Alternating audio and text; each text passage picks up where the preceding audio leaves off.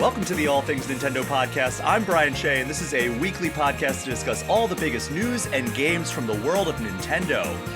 It is yet another jam-packed week in the world of Nintendo. First up, we have a Nintendo Direct Partner Showcase to break down. Then we will be getting a review of Dragon Quest VII Reimagined.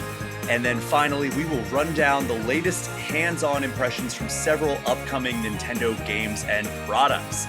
Joining me for this first segment is a freelancer who has contributed to the New York Times, Polygon, CNN, IGN, and of course, Game Informer. It's George Yang. George, how are you doing? I'm good, man. How are you?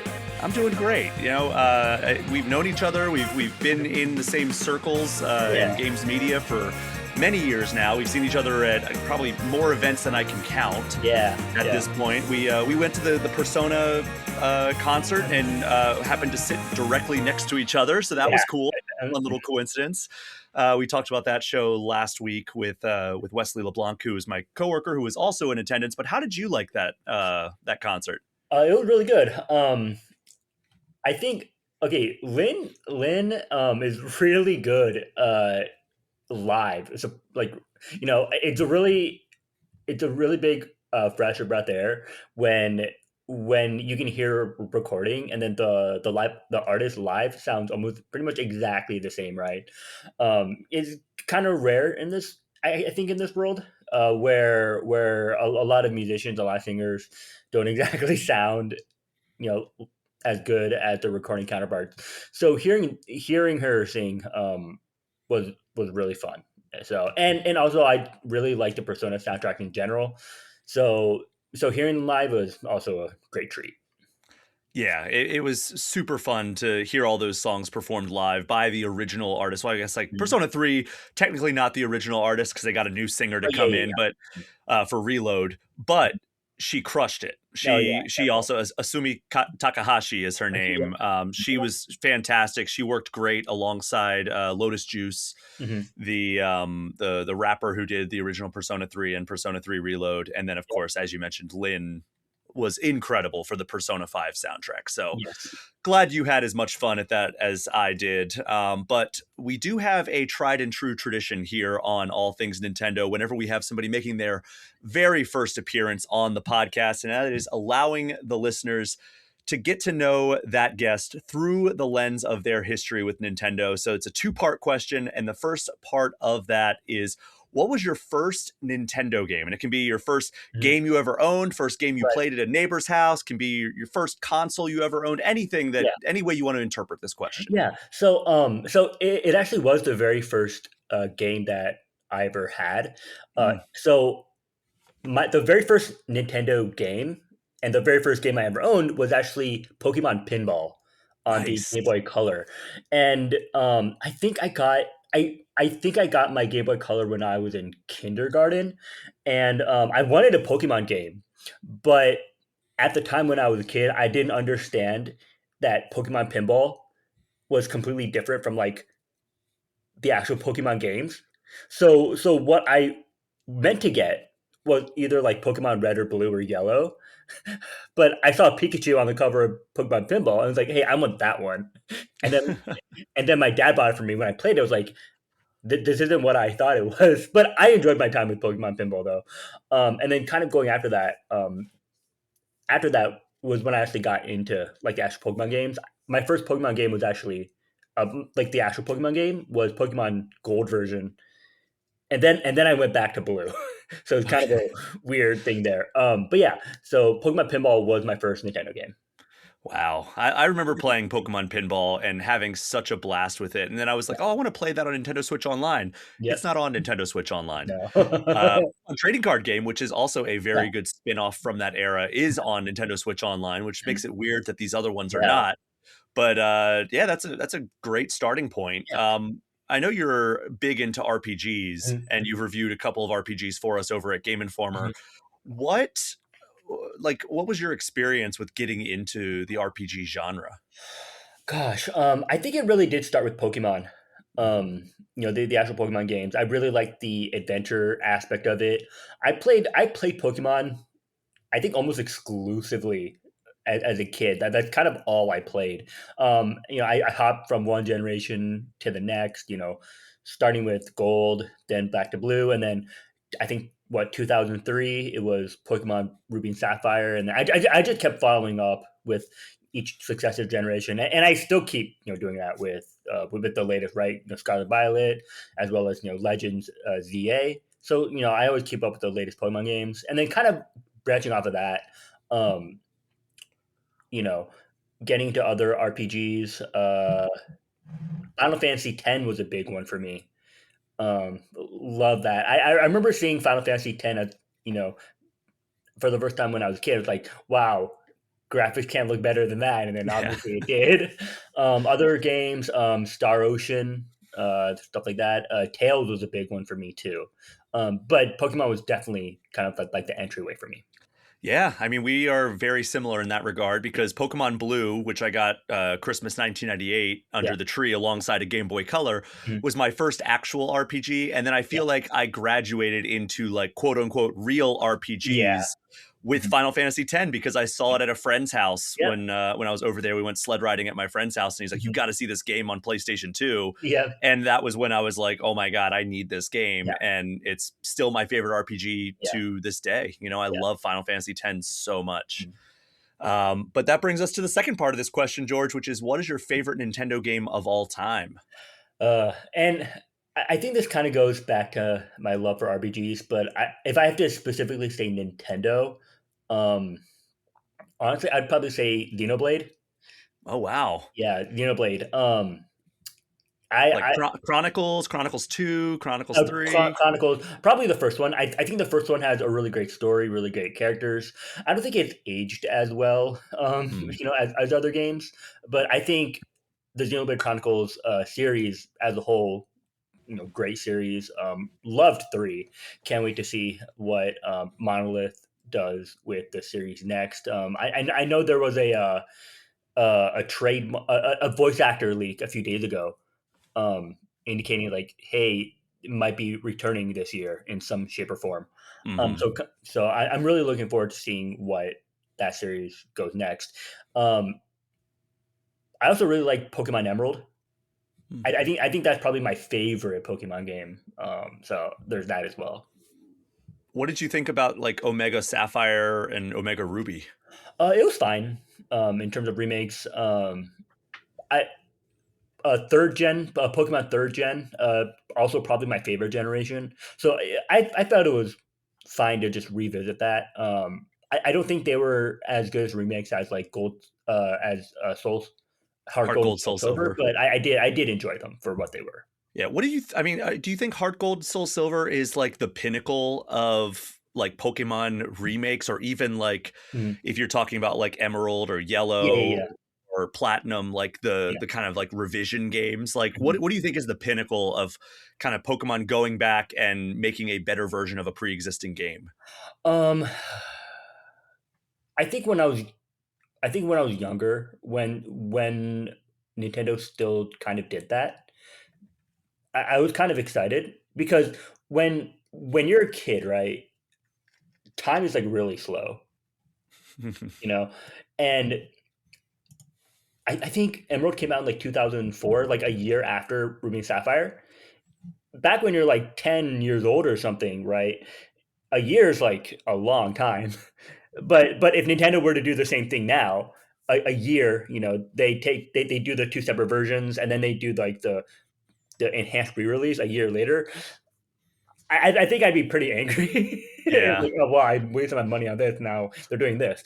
But I think back in the day, I really enjoyed that concept. Um, Looking back at it, Platinum was a huge improvement over Diamond and Pearl. Um, but I'm kind of glad that they don't really do that anymore.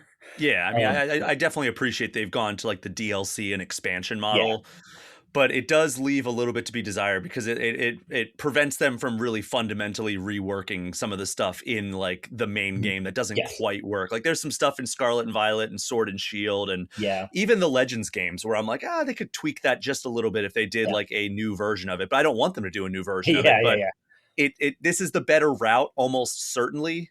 Mhm. but at the same time, it's kind of like, I wish you could Yeah. have like, I Mhm. wish you could like massage some parts of this Right. a little bit. But Yeah. I mean, you got to Agreed. take the good with the bad, I guess. Mhm. Yeah. But we have a lot of news to get to, George, Cool. and we will be doing that in just a second. But first up, a reminder that this show is brought to you by the fine folks who support me on Patreon. Without them, this show literally would not exist. You can get access to the community Discord for as little as $3 a month, where we are talking Nintendo, the latest gaming news, and planning this weekend's community night, where we're going to be playing Kirby Air Riders and potentially some Mario Kart World. But there are also $5 and $10 tiers to get you early and ad-free episodes, plus shout outs at the end of every show. You can join the team that makes this show happen by going to patreon.com and searching for Brian Shea or All Things Nintendo. It is only because of the fine folks who support this show on Patreon that I'm able to keep doing this as an independent entity week after week. All right, George. As I Mhm. mentioned at the top of the show, we got the Nintendo Direct Yep. Partner Showcase. But before Mhm. we get to the news of that, we actually had some news that occurred outside of that stream that I wanted to talk about first. And initially, I was thinking like, all right, well, we'll start with some of like the game reveals or game announcements. Mhm. But then Nintendo went and said, hey, it's financial week for us. So Mhm. they released their financials, which cover the first 9 months of its fiscal year, which also includes a lot of the Nintendo Switch 2's numbers. And part of that, Nintendo announced it has sold over 17.3 million copies of the Switch 2 through December 2025, meaning that it has vastly outpaced the original Switch. And also, Nintendo's original target was to sell 19 million units in this fiscal year. It is well on track for that. The best-selling Switch 2 games are Mario Kart World at 14 million units, Donkey Kong Bonanza at 4.25 million units, Pokemon Legends ZA at 3.89 million units, and Kirby Air Riders at 1.76 million units. There's no mention of Metroid Prime 4 Beyond, but I think that because these numbers are just through the end of December, I would bet it's just too new for them to accurately chart it. But Nintendo did go and confirm that if you combine the Switch 1 and Switch 2 versions of Metroid Prime 4, they have surpassed 1 million units. So probably a decent start for Metroid Prime 4 Beyond. Mario Kart World selling 14 million copies. I looked at the Switch 1 best-selling games of all time, and that means it would currently place at number 18 if you were to plug it into that chart, putting it ahead of games like Splatoon 2, Super Mario 3D World plus Bowser's Fury, and Super Mario Maker 2. So, it's off to a pretty good start. And while on the topic of company financials, Sega shared that unfortunately, Sonic Racing Cross Worlds fell short of their sales expectations. This was director of the board at Sega, Koichi Fukuzawa, who mentioned that there were strong reviews, very positive fan reception, but it sold about 1 million units. And they were hoping to sell another million units before the end of the fiscal year, which for them is halfway done. So, George, do you think that the slow sales of Sonic Racing Cross Worlds has to do with Mario Kart World coming out in the same year, or is it just that kart racers not named Mario Kart are always kind of destined to remain somewhat niche? I think that it could have something to do with it. I The thing is that with other kart racers, you're always going to live in the shadow of Mario Kart because Mario Kart is the kart racer, on Nintendo system. But Sonic does have, but for a game like Sonic Racing, it does have the advantage of being like a multi-plat, right? PC, Xbox, Hmm. PlayStation, and I also do think that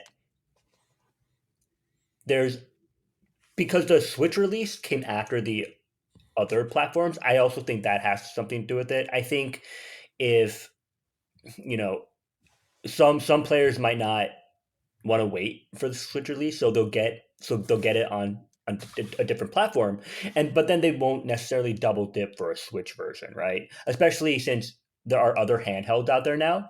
If you bought the PC version, if you already have a Steam Deck, you can play that Hmm. and you don't necessarily have to get the Switch version. So I think there's that aspect too. Regardless of Sonic Crossroads, which I did play. I think it's really solid as a car racer, Yeah.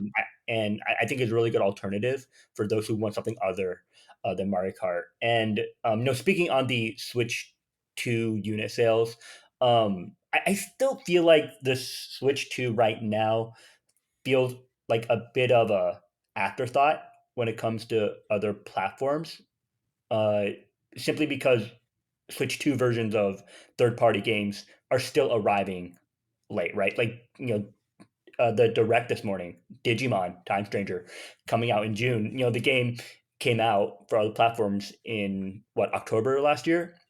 So Mhm. there's that as well. A big release like Resident Evil Requiem, day one Switch 2 is great. So I hope at least that inspires some confidence to maybe try to get your Switch 2 versions on time with the other platforms.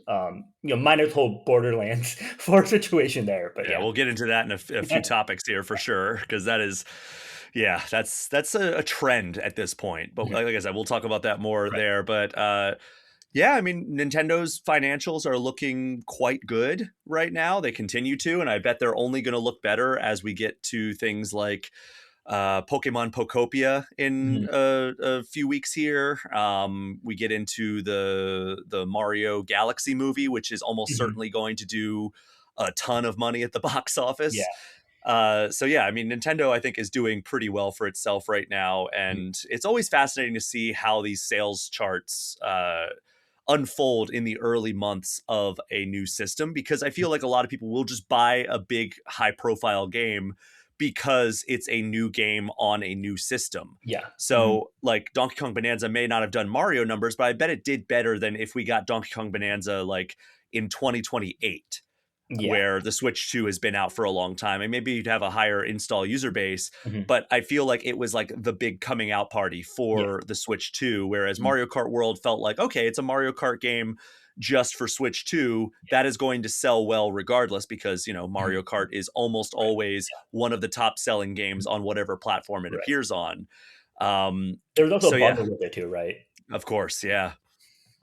So yeah, it's going to be fascinating to see how this unfolds as we get more and more first party games for the Switch 2, and see how kind of like the sales either continue to increase for games like Mario Kart World and Donkey Kong Bonanza, or if they start slowing for some of these titles and other Mhm. games start overtaking them.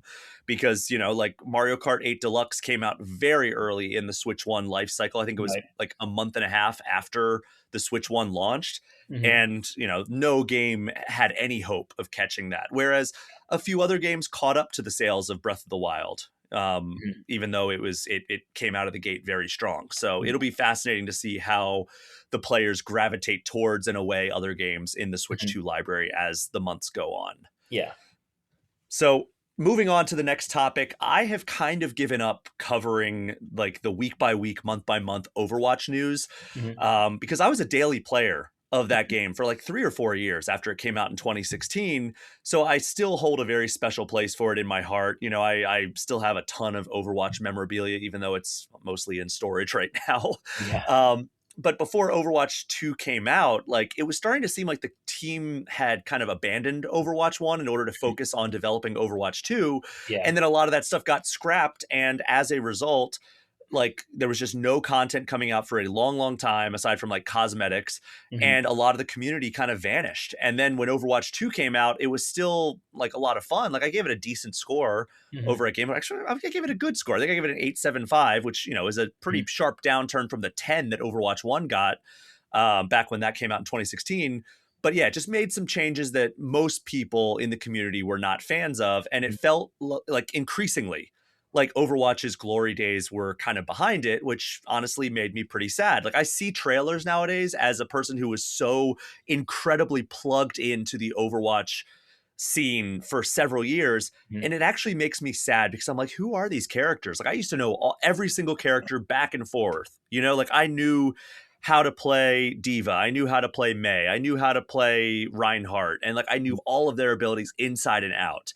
And now it's like I see the roster and I'm like, there are so many characters that I just have no idea who they Mhm. are. And it's sad because it's like seeing like the interior of a restaurant you used to go to all the time and you had such great memories, and now it's completely different, but like Mhm. you can still kind of make out the shape of that booth that you used to sit at with your Mhm. friends all the time in college or something. That's almost what it feels like. Mhm. Well, we got some big news this week from Blizzard, and Blizzard has announced that not only is it dropping the 2 in the title and just going by Overwatch once again, it is starting over its seasonal structure. And the first season is called The Reign of Talon, and it kicks off next week. And as a part of this, it is introducing 5 all new heroes all at once. So those characters are Domina, Emre, Mizuki, Anron, and the long teased Jetpack Cat. So Blizzard also says that 5 other heroes, additional to these, will join over the course of the rest of 2026. And this new seasonal structure is bringing with it more story elements, which is something players have wanted dating back to 2016. And this arc will last 6 seasons. And each class also includes sub-roles and passives. There's a conquest meta event that's going to run for 5 weeks. And then those story elements are going to include in-game cinematics, in-game events, and comics. And then there will also be an enhanced Switch 2 version that we don't know when it's coming, but it's being reported it'll be in the next few months. These changes go into effect on Tuesday, February 10th. So right around the corner here. George, were you ever an Overwatch guy? And are these changes a step in the right direction in the way that they need it? Yeah. So like I played a decent amount of Overwatch uh, at launch. Several years ago. When that happened, but and I was like, yeah, I don't really keep up with it anymore. I look at the new roster. I'm like, who are they? I have no idea who these people are. I did see the cat, so that stood out to me. But yeah, I think what Overwatch is doing now is a good step in the right direction. I think part of the justification of why they did a sequel from Overwatch to Overwatch 2 was because of like extra story content, but they ended up dropping that and now they're bringing back story content. And they also dropped the 2. Um, so now it's just called Overwatch. So then to me, it kind of like, so what's the whole point of a sequel anyway? I think it was to switch over to their free-to-play model, which Yeah. I think failed pretty spectacularly. Yeah, I think so too. And I think I guess it's a step in the right direction to help reinvigorate the game, but I think only time can tell with that.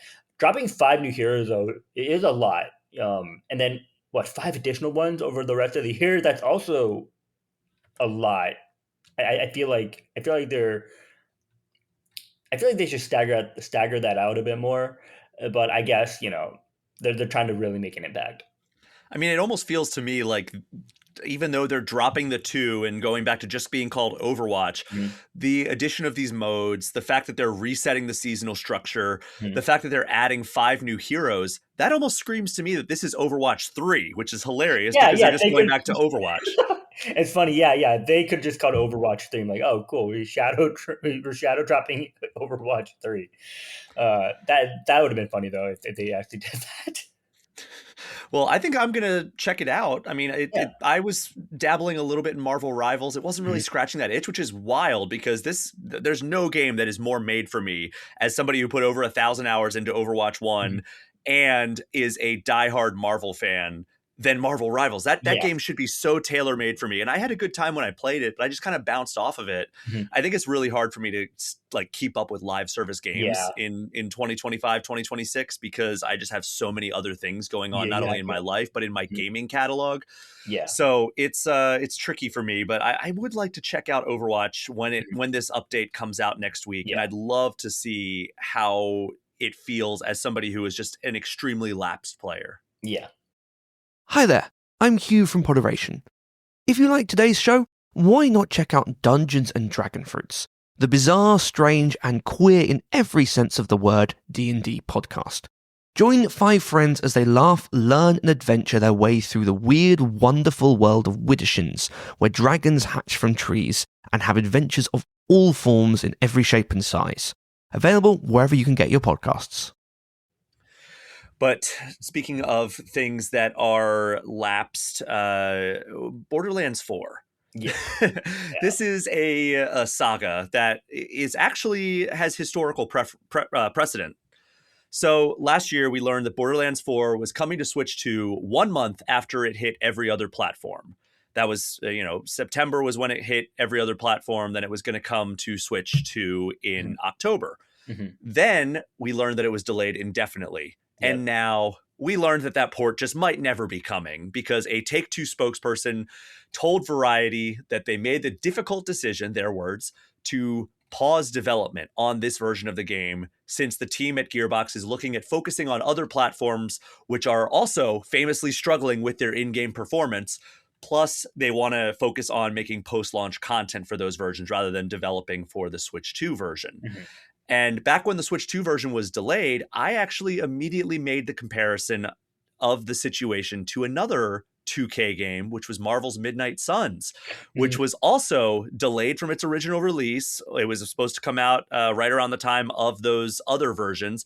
Mhm. Then it was delayed, just the Switch version, and then it was eventually canceled. Right. Now I'm worried that comparison is more apt than I even realized. But I was saying that this was probably a likely outcome, that we would just eventually, it would eventually just disappear into the ether. And now I think that seems to be the case. So George, I reviewed Borderlands 4 on PC. I've played it a little bit on PS5. Mhm. And when I was playing those, it definitely did feel like a resource hog. Like I was playing on Mhm. high end PCs. Yeah.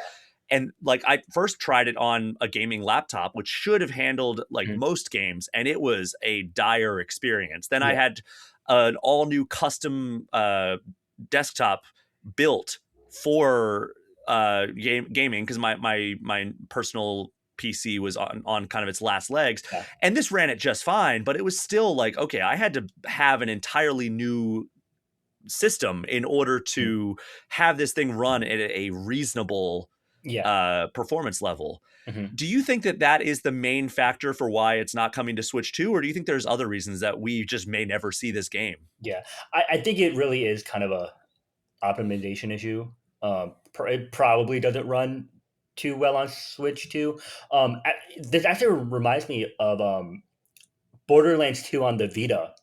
Mm. When I bought my Vita, way back then, Borderlands 2 was one of the first games I played on it, and it ran terribly, constant crashes, and so I feel like it's kind of the same situation with the Switch 2 and Borderlands 4. And I'm also in a similar situation as you. I got a gaming PC last year, in July, actually, to play Wu Chang Fallen Feathers specifically, and then I got a PC copy for Borderlands 4 to review. So another handy use for my PC. It ran perfectly fine on my PC, personally. Uh, but yeah, and then I played on Xbox, and I could see the performance difference, Hmm. between the one on PC and playing on my Series X. And so if the performance on Series X isn't, you know, it's fine, but it's not like exceptional. I can't imagine what it what it feels like on Switch 2 right now. Yeah, and I had somebody on my podcast, I believe it was Klein Felt of Controller Club. Mhm. He did play it at PAX West, Mhm. the Borderlands 4, and he came away not super impressed with how it ran. So On I Switch would 2. bet it is that optimization on Switch 2, yes. Okay. So they did have it on the floor at a couple of events last year, Yeah. and the consensus on that and the consensus of Elden Ring Yeah, the were that tarnished it's one, just yeah. not running well, and both of those got delayed Yeah. indefinitely. And now Borderlands 4 Yeah. Yeah. Yeah. might not ever be coming, it seems. So hopefully it does for people who've been Yeah. holding out hope, but I don't know. That's really interesting when you contrast it with ports like Final Fantasy VII Remake. That Yeah. one runs apparently really well. I personally haven't played the port, but from everything I've seen, it runs really well. You saw in the direct this morning, the Resident Evil Requiem port looks pretty solid. So I don't know what's going on there. Yeah, and we'll be talking about the Resident Evil Requiem Mm, port on the main segment of this yeah, episode, and then we talked about Final Fantasy VII Remake Intergrades yeah, port last week on mm, All Things Nintendo, and yeah, all indications are it's running pretty well. And I don't know. Like, is it just because some of these developers didn't get dev kits early on? You would have to think From Software got a dev kit early on because they Yeah. had Duskbloods in Yes. development at the announcement. Mhm. I know that some of these studios just from like a lot of intrepid reporting from people that we consider peers, George, like there's just it seems like a lot of studios did not get Switch 2 dev kits Right. ahead of the launch of the Switch 2, which I think Mhm. is to blame for a lot of Yeah. these Switch 2 ports being late or these Switch 2 ports just not being the highest quality. Right. I don't know if Gearbox is lumped in with not having a Switch 2 or if, it's some other reason. Maybe it's just the fact that it just doesn't seem like Borderlands 4 was a particularly well optimized game for pretty much any platform, but specifically consoles. Yeah. Yeah, but do you think Gearbox is dropping the ball with just how popular the Switch 2 has proven to be, or do you think most people are, just preferring to play it on other platforms anyway? I do think. I mean, the Switch 2 has a sizable audience, right? I mean that's even why you would consider a Switch port anyway. Um, I think if you can push out a Switch 2 port, at least close to like the release date of other platforms, I think it's well worth it. But like, if it doesn't perform well, and as time goes on, it might just not be worth it. But like, if you can make it work, by all means, do that. You know, but yeah, it's kind of a tricky situation. Yeah, I'd rather not get the game at all than have a terrible running version. Like, I mean, Yeah, imagine a world where Pokemon delayed Scarlet and Violet for a year yeah, and had it, it wouldn't run as well as it runs on Switch 2, but it run, have it stable.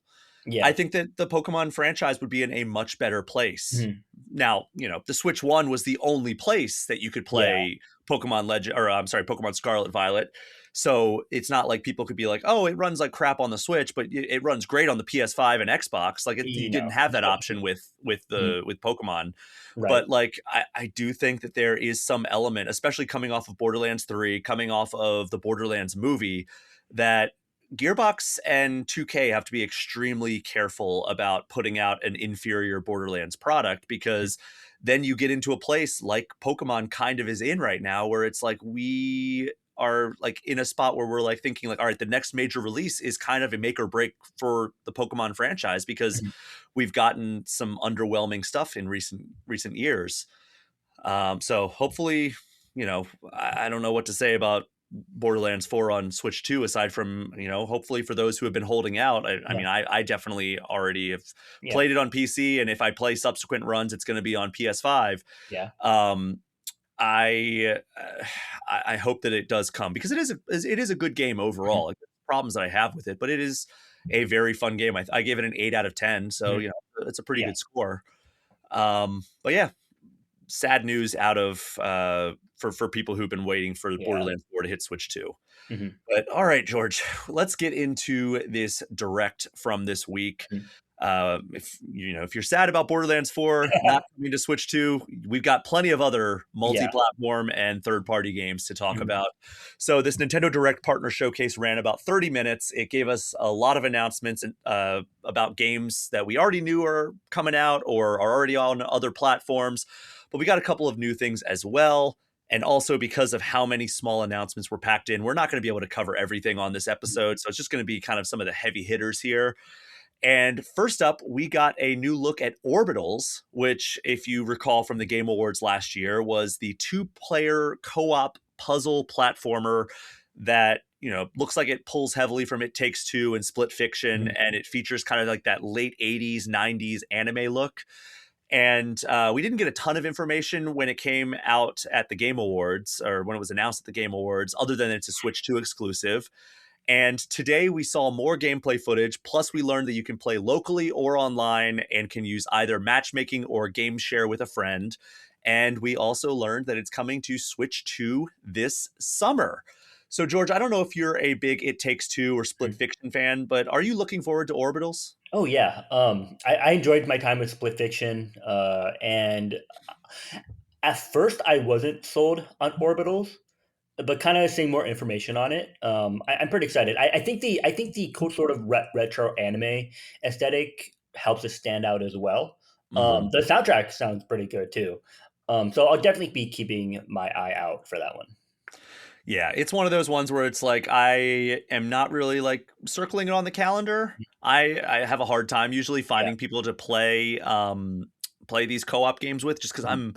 I'm not good at coordinating multiplayer sessions. Like the Yeah. community nights with all things Nintendo, like the listeners there, that is the extent of my organizing multiplayer sessions Yep. outside of me just like texting a friend, be like, hey, do you want to play Marvel Cosmic Invasion like Mhm. a week and a half from tonight? Yeah. And like that's the closest I get. So it's Mhm. hard for me to play a game that is required co-op Mhm. through the entire thing because I could see Mhm. myself organizing one, maybe two nights with a friend. But Yeah. after that, it's going to be like, I don't know, like how are we going to figure out like a time that works for us both? Like Right. I don't know. I, Yeah. I get pretty busy in the evenings, especially, so Mhm. it makes it tricky for me. But this is a game that I would like to check out because it Oh, looks yeah. like it has some pretty cool gameplay. Like the thing about Split Fiction and It Takes Two is the diversity of gameplay Yeah. opportunities is really what makes those experiences. And Orbitals, from what they showed in that trailer, looks like they are doing a lot of cool stuff that is going to shake up the pacing of this game as you play Mhm. through it. Yeah. So after that, we got announcements for a new Paranormasight game coming out Yes. this month, Yes. right around the corner, Yeah. as well as information about a new Captain Tsubasa Mhm. sequel, which is like kind of like a narrative-driven soccer game. Mhm. But I think the next reveal I want to talk about was Tokyo Scramble, which Yes. basically an action stealth game where you play as a character who gets trapped in a cave in Tokyo after kind of the city suffers a cave in. Mhm. And then you realize when you wake up that wherever you landed and woke up in is infested with dinosaur like creatures called Xynos. And all I can tell from what the difference between a Xyno and a dino is that Xynos seem to have radical haircuts. So you navigate these caverns that are full of these Xynos that are very aggressively trying to hunt you down. And you control Anne. And then there's 4-player co op. But according to this article that I read on GameSpot, you're apparently all controlling Anne together, which makes it seem like maybe this is like shoehorned in multiplayer because like the duties that you can split up, you can have like one player controlling her movement, one controlling her actions, and then another controlling the camera. Is this like Like a Twitch plays Pokemon kind of thing? it's just a weird it almost feels like that. I don't know, like maybe there's another thing that I'm not seeing, but like that was what GameSpot was reporting is that like game share you can do that. And if that is truly the extent of the multiplayer features, I mean, it works online and locally and with game Yeah. share and all that. Like that's cool, but like it doesn't seem like that's a natural way to Yeah. add multiplayer features. Yeah, it was really weird. I thought it was gonna be like a new Dino Crisis game, but Yeah, I don't but no, of this course seems not. Of course, very much like a methodical yeah. stealth game Mhm. that very different from Dino Crisis or Mhm. any of the kind of Yeah. more high Yeah. octane shooters that Mhm. where you're blasting dinos. It seems Yeah. like you are the one that is being hunted in this one. Right, yeah. The developer behind it, Binary Haze, they did Hmm. the Ender Lilies, uh, Yeah. Metroid. They're pretty solid. I would definitely give, it give those a try. Um, Tokyo Scramble is definitely a different direction. It's not something that I would have expected from Binary Haze. I'll probably check it out, but, I'm a little reserved on that one Well, I particular. thought that it was the publisher Is it? behind Ender Lilies, not necessarily the Oh, developer. okay, Let's then see. I might be wrong there then. Oh, never mind. Published and developed by Japanese companies. Okay, so wait, it's published and developed by Japanese companies Binary Haze and AdGlobe. Okay. So I don't know if they're saying that Binary Haze both published and developed it because they kind of make it a little bit ambiguous there. Okay, interesting. Huh. Okay. I'll have to go to the let's see. Yeah. Okay, I mean, developed by AdGlobe and published by Binary Haze Interactive. okay. Got So it's it. a different studio, but published Got by the okay, same okay, got it. people who Okay, did Ender excellent, Lilies. excellent. But I am excited for the new Paranormasight. I really enjoyed the first one, so I'm definitely on board to check this one. That was a surprise for me as well. That just kind of came out of nowhere, and it comes out in like 2 weeks. Like what the I heck? know. It's yeah, and so does I mean February 11th is when Tokyo Scramble comes out. So there were Yeah, a few games that were yeah, just like, "Hey, you this is a surprise announcement and right, also you get to play it in like less than a month yeah. or in I this mean, case less than a it's week." not like It's not like February has enough games, right? Oh my god, this has been such a stretch. Yes. So on a previous Nintendo Direct partner showcase, one of the biggest reveals was Square Enix's newest Mhm. HD 2D game, Yes. The Adventures of Eliot: The Millennium Tales, Mhm. which is kind of like a top-down Zelda style game. Yeah. And when it was announced last year, it also got a demo, which Mhm. last I checked is still available on Switch 2. And this is from the team that made Octopath Traveler, Yes. but it's definitely more of an action Yeah. game than like a traditional RPG like Octopath is. Mhm. But it gives you 7 different weapons to wield. You can customize various elements. There's spells that you can cast. And if you need more comparisons to the Zelda franchise, Elliot even gets a fairy companion. Mhm. And the big news here was that we have a release date. It is Yes. coming to Switch 2 on June 18th. And, it's been a pretty decent stretch here since we've gotten a traditional top-down Zelda game. Mhm. So we had Echoes of Wisdom, but I would call that a kind of an atypical Right. top-down Zelda game. We got the Link's Awakening remake, which it's cool, but Mhm. it's a remake of an Yeah. existing top-down Zelda game. Mhm. Is the last time, and like Triforce Heroes was not really a typical top-down Zelda game. Was the Yeah. last top-down Zelda game that like actually is like a traditional top-down Zelda game? Is it Link Between Worlds, or am I forgetting something? I think you might be right. It's been a while. That is wild. That was what, 2013? Yeah. 2014 It was maybe? a I don't know. 3DS game, right? It is Yeah. a 3DS game. God. So either way, I'm excited for this to kind of plug that hole until we hear whatever Yeah. Nintendo is doing for like the Mhm. Zelda 40th anniversary. Right. Did you get a chance to check out this demo when it came out? Yeah, I did. Really good, really solid. I'm glad it has a release date now. My God. I'm really Felt like a excited to long see. wait. Yeah, I'm really excited to see where that goes. I'm also excited because so far a lot of the HD 2D remakes coming out of Square Enix have just been turn-based games, right? You have Octopath Traveler, you had Triangle Strategy, the Live Alive remake, right? Yeah. Like all of it's like turn based, for the Elliot this Elliot adventure game, to be just more action based. I'm really interested to see how the HD 2D style kind of translates into more of an action based game. So I like that change in direction. And also RPG guy here, so I'm really really excited to see where this goes. Yeah, and I am excited to see, like you said, this visual style translate out to other genres. Like, Mhm. I think that there's a lot of potential in HD 2D. It Yeah. doesn't seem like it takes as long to develop games in Mhm. HD 2D as it does for like something like a Final Fantasy VII remake, like Yes. that Oh, route of yeah. a remake. Yeah, yeah. So yeah, I think that it's cool that they're experimenting with what this Mhm, visual aesthetic can really accomplish. mhm. So I'm very much looking forward to this. I will definitely Right. play this when it comes out in Yeah, June. yeah. They always tell you there's a catch, a compromise, an asterisk. Terms apply. See store for details. Maybe less than advertised. May vary by mood. Probably. Sprite Zero Sugar? It's different. It's the lemon lime flavored refreshment you want with zero sugar. So, no fast voice? No caveats. Just refreshment. This is Sprite Zero Sugar. Obey your thirst. This is a game that I have no experience with, but you as an RPG guy Yeah, very well might. And yeah. that is there's a game called Tokyo Xanadu that came Yes, out in yes, 2015 on Vita. yes. Look at that smile. Yeah, Oh, you're yeah. excited for this. Yes. So it came out on Vita in 2015 before eventually making the leap to PS4, Switch, Yes. and PC in Mhm, subsequent years. mhm. And it's notable because it features kind of like Persona, Yes. Mhm. Trails, Ease style Yes. gameplay. Yeah, yeah, yeah. And I don't know that I ever really expected that we would get a sequel, because it seemed like it was just this niche game that they put Mhm. out and eventually ported to a bunch of systems. Yeah. But during the direct, we got Kyoto Xanadu, Yes. which has a story where like it's an alternate reality where Kyoto is the capital of Japan, and you play as a student in Kyoto exploring like a labyrinth and battling creatures to try to uncover the truth of what's happening in Kyoto.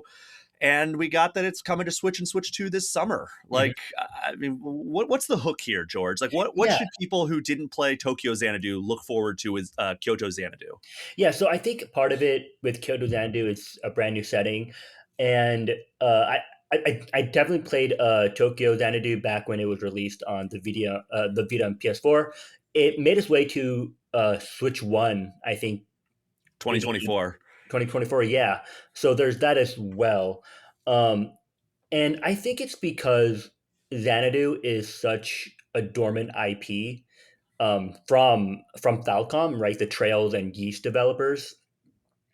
And since Falcom really focuses on those two franchises, it's nice to have something different from them. And yeah, I mean Tokyo Xanadu definitely a niche a niche series within like the the JRPG space. And one thing that was definitely different about Kyoto Xanadu, um, you had like the 2D side scrolling aspect, which Tokyo Xanadu didn't have. Um, but then that is contrasted with the typical 3D action gameplay. So I'm curious to see how that works. That that specific aspect reminded me of the Danganronpa games, Hmm. where especially Danganronpa 2, where you control the main character in like a side scrolling fashion. I'm not sure where that's going, but it does have the traditional 3D action gameplay, which I think a lot of fans expect, especially coming on Tokyo Xanadu. And I'm glad it got a spot at the Nintendo Direct, so it gets a lot of exposure there. So I'm looking forward to that one as well. Not sure when exactly it comes out, but definitely keeping my eye on it. Yeah, just all we know so far is Switch and Mhm. Switch 2 this summer. Yeah. So I mean, maybe I'll check this one out. Maybe this Mhm. is enough for me to go back and like I'm a big Persona fan. Like Yeah. I talked about how Final Fantasy X is my favorite RPG Yes. of all time. Persona 5 is my second favorite RPG of all Nice. time. Nice. So like something like this when it draws comparisons to something like Persona, like Mhm. it does at least make my ears perk up a little bit and be Yeah. like, "Oh, maybe I'll check that out." Because like, Mhm. there are certain games that I enjoy that borrow elements from my favorite games like Mhm.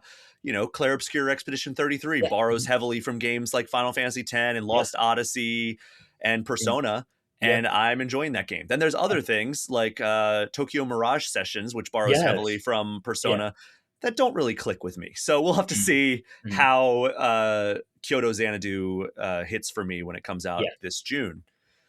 So the next one that I want to talk about is the Super Bomberman collection, which is Mhm. another one I did not really expect Yeah. because there's a lot of franchises that I'm like, oh, that'd be cool to have a collection. Super Mhm. Bomberman was not one that was top of mind for me, but it includes seven different titles from the NES and SNES eras, including previously unreleased localized versions of Super Bomberman 4 and Super Bomberman 5. Those had never reached the US before, so that's kind of Mhm. cool. The package also includes a boss rush mode, galleries, and other features, including 4-player gameplay over game share. And best of all, it is available right now as you are Mhm. listening to this episode of the podcast. George, I don't know how much of a Bomberman fan you are. It's not exactly in the RPG wheelhouse, Mhm. but even though I enjoyed like Bomberman as a kid, and I've Mhm. even reviewed at least one Bomberman game for Game Yeah. Informer, this came out of nowhere for me. Yeah. No, you're right. Bomberman is kind of just out of my wheelhouse. I did play the Bomberman R, I think, when it first Mhm. launched on the first Switch a while ago. It was a mess when Um, it launched. yeah, so I can't really speak to Bomberman's history or like, the quality of the games, but it's by Konami, right? Yeah. Okay. Well, I mean, at least they're not neglecting Bomberman. So I mean, putting I out a mean, collection is as far as they don't neglect, they kind of equally neglect all of their franchises at this true, true, point. true. Like, Yeah, I yeah. mean, all we get really are those either collaborations with other games, like Mhm. in other games, or Yeah. we get like remaster collections Mhm. or whatever. Because like, it doesn't seem like there's a whole lot of active development out of Konami in like the Right. past decade. Yeah. Yeah, so, I mean, the Bomberman collection definitely was a surprise as well. So I guess it's good, I guess. Better than nothing, honestly. Yeah, I mean, I've had some fun times playing multiplayer Mhm. in Bomberman. We have a Minnesota gaming group with a lot of people in the industry. It's Mhm. Dan Reichert from Giant Bomb, Ben Yeah. Hansen from MinMax, Mhm. a couple of folks from the industry side that happen to live here in Minnesota, and we Mhm. fired up one of the Bomberman games. I think it was Super Bomberman R2, Mhm. and we had a great time. We played that for like an hour and a half, just doing like the chaotic 4-player Yeah. multiplayer. So like there is a lot of fun to be had with these games. Mhm. It's just how how much cachet does the Bomberman franchise have in Right. 2026? And I would argue not a whole lot, Yeah.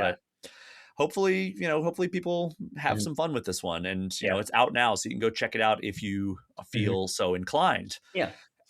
And speaking of things that came out of nowhere, I don't know how many people had a Hollow Knight announcement on their bingo card for the stream this week. Mhm. But here we are. We got news of a Nintendo Switch 2 edition of the original Hollow Knight. It includes higher resolution, improved frame rate, and additional effects from the Switch 1 edition. And it's a free upgrade if you already own Hollow Knight on Switch 1. Plus, it's available now. So, I mean, doesn't seem like it's the most exciting Switch 2 edition. But George, I want to ask you this. When an enhanced version of a game that you love comes out, like whether it's like, okay, I played this game on PS4, now there's an enhanced PS5 version, Mhm. or I played this game on Switch 1, there's a Switch 2 version out now. Is there a bar that it has to reach to, like, with how impactful these enhancements are before you decide if you're going to return to it? Personally, the bar for me, it has to have actual new content. Hmm. Whether it's like new story content, new like maybe exclusive levels, then I'll think about revisiting it. But if it's just like HD upgrades, stuff like that, then it's personally not my worth my time to revisit it. Even if I did, love the first, love playing it through the first time around. And I think it has to do with like being in this profession.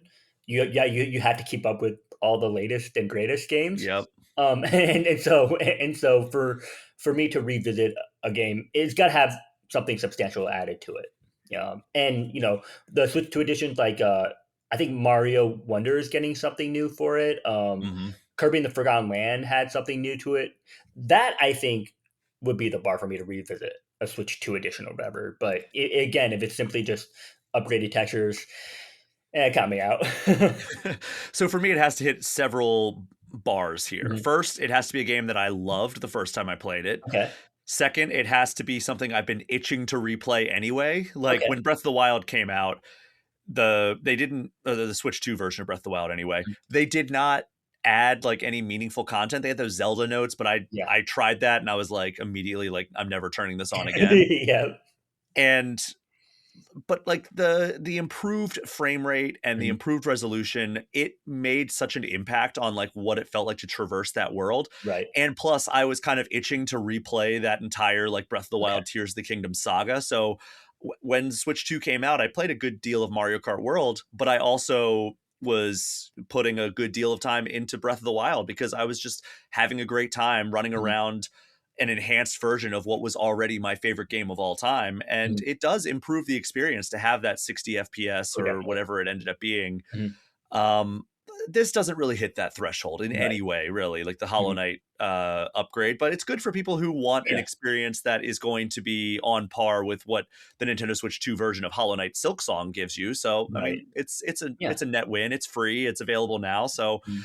there's no problem with that announcement. It's just I Right. think that for people who saw Hollow Knight come up on screen, they were like, "Oh no, we're getting new Hollow Knight stuff," and then it was just like, "Oh yeah, it runs at a better frame rate and better Yeah. resolution now." It's like, "Oh, that's a little bit Mhm. disappointing."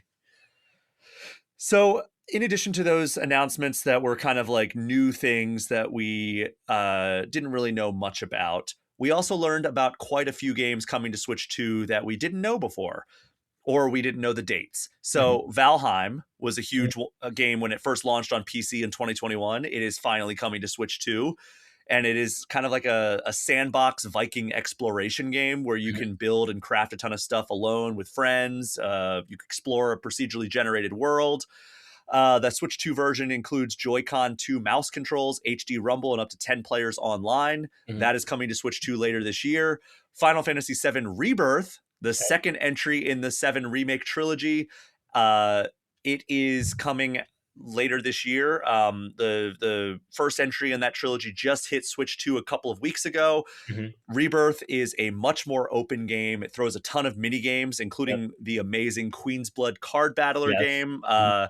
a piano game where you can like either play your own music or play songs from the soundtrack, and a much broader story plus enhanced gameplay. That's arriving on Switch 2 on June 3rd.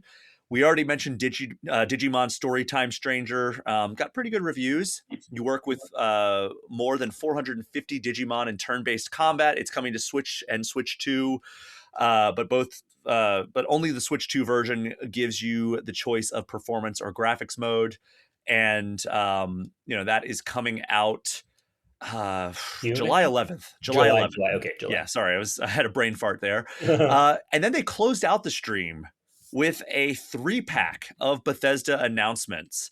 Fallout 4 Anniversary Edition includes all 6 official add-ons plus 150 Content Club, Creation Club releases, and it comes out on Switch 2 on February 24th. Indiana Jones and the Great Circle was one of the biggest surprises of 2024. It is coming to Switch 2 on May 12th.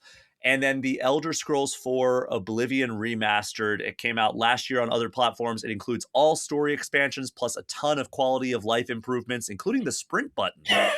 That arrived with as a remaster on other platforms last year. It is coming to Switch 2 sometime this year.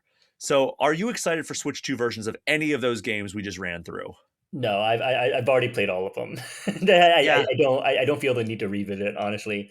And also I think as a broader point, I feel like the whole Bethesda late port to Switch shtick has kind of run its course a bit. I think people were genuinely excited. You know, the whole joke about Skyrim is it's available on everything, and again, I think people were genuinely excited when Skyrim was first ported to Switch. But now I feel like having all these late Bethesda ports has kind of lost its luster. I mean, there's definitely an audience for that somewhere, just not with me personally. And I feel like Bethesda. We discussed how some developers may have gotten their dev kits a lot later. I feel like Bethesda could have been one of those for Maybe. such to development. But I guess I guess it's good for somebody, just not me. But I do want to say I am happy that Indiana Jones. It's not a game key card. The whole game is Yeah. on cart. So I actually might pick it up on there, just for that. Like Cyberpunk 2077 was on cart. This is on cart. So yeah, I might double dip on Indiana Jones. We'll see. Yeah, I'm with you on the Bethesda shtick. Like, I think that a lot of us, when they were like, all right, we've got one, this is the final Yeah. announcement, and then Todd Howard comes on screen, I think a Yeah. lot of people were like, oh, wow, what is this going to be? And then it was just like, all right, these games that a lot of you played on other platforms up to a decade ago, and in the Yeah. case of the original Oblivion, way Yeah. longer than that, almost Yeah. or more than 2 decades ago, Mhm. it just felt a little bit disappointing for that to be Yeah. like the one last thing. Yeah. Which brings me to this overall question as we kind of wrap up our discussion on Mhm. this Nintendo Direct Partner Showcase. Was this an underwhelming showcase? Um, I think for a majority of people, I think it was. But for me personally, if there are maybe one or two or three announcements that I'm personally excited for, then it's all worth it. But I think for a lot of people, like just like the average person, I think this showcase may not have done it for them. But for me personally, seeing Kyoto Xanadu, um, Paranormasight. Paranormasight, yeah, those two, the previous games in the franchise that I really like, seeing those alone, got me pretty excited. But yeah, I think the general consensus that I was reading, I was looking at the YouTube live chat during during the showcase itself, as well as looking at the comments on the YouTube video, as well as around like reset era. People are like, this one doesn't do it for me," and Yeah. but again, I like some of the individual announcements in it. So at the end of the day, that worked for me. What letter grade would you give this Mm. this direct? C plus, B minus. Okay. No, putting my personal biases aside. So for me, because I think I fall in that category that you were talking about, where like Paranormasight, like I'm happy for people who like that, but Yeah. it's not really my thing. Yeah. I talked about Kyoto Xanadu not really being like a game that I'm super familiar with. I'd like to check it out.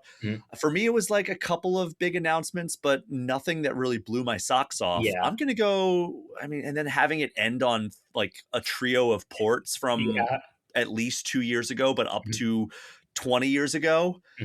I'm going C minus. Like Okay. I was pretty I understand that. underwhelmed. Yeah. I think it would have done better if they like showed Duskbloods again or something.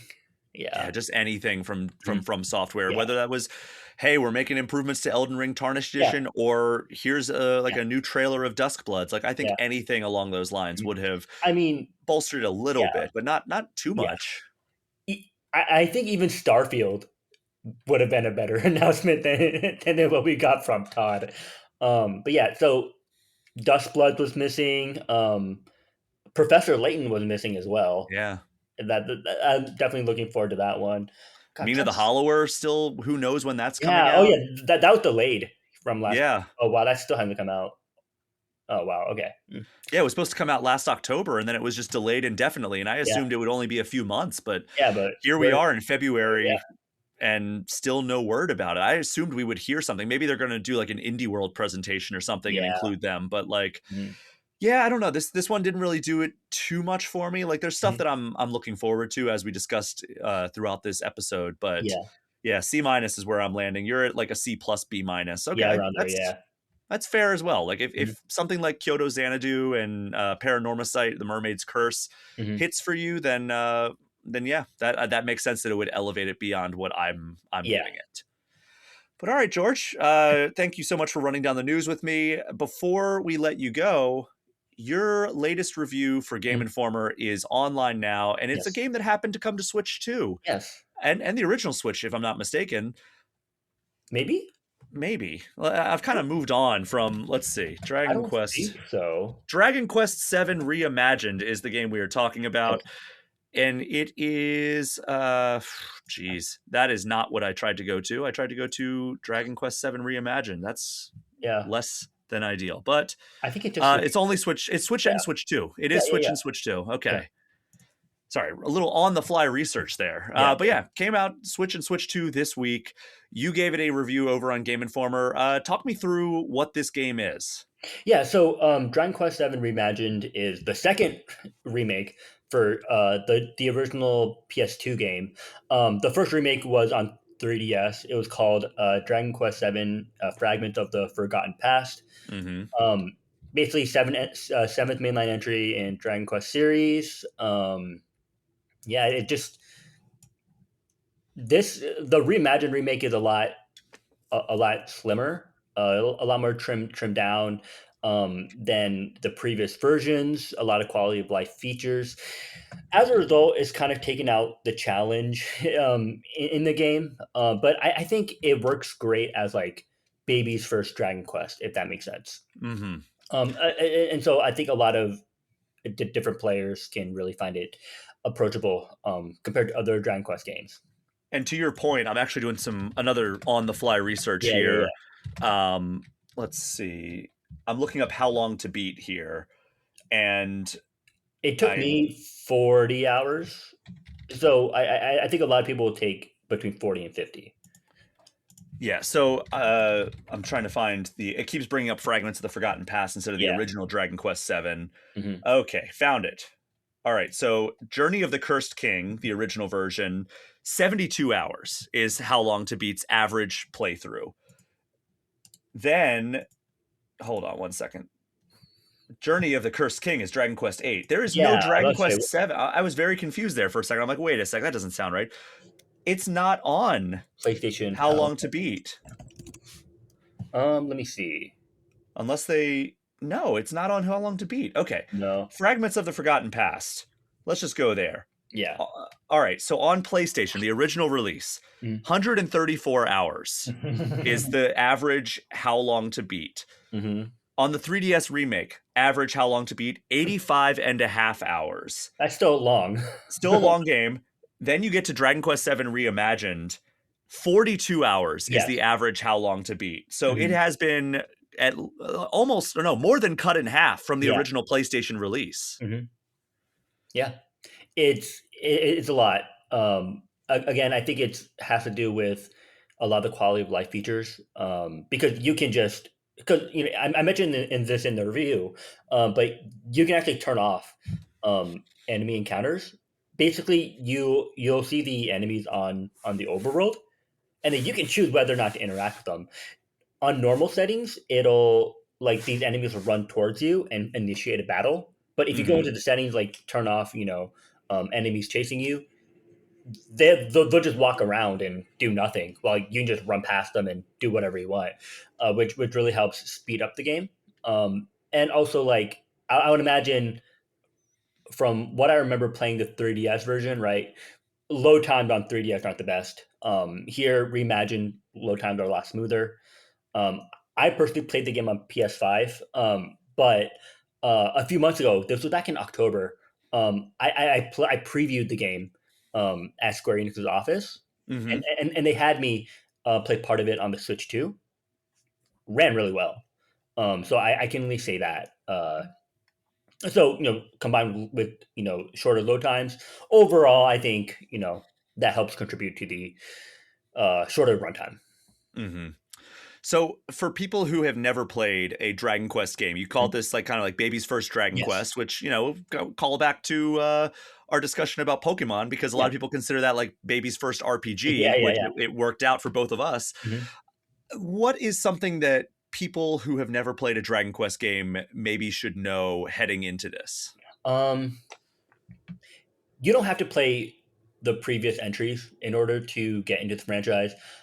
Each Dragon Quest game pretty much is a standalone adventure, and wherever you start um, is pretty much as good as a starting point as any.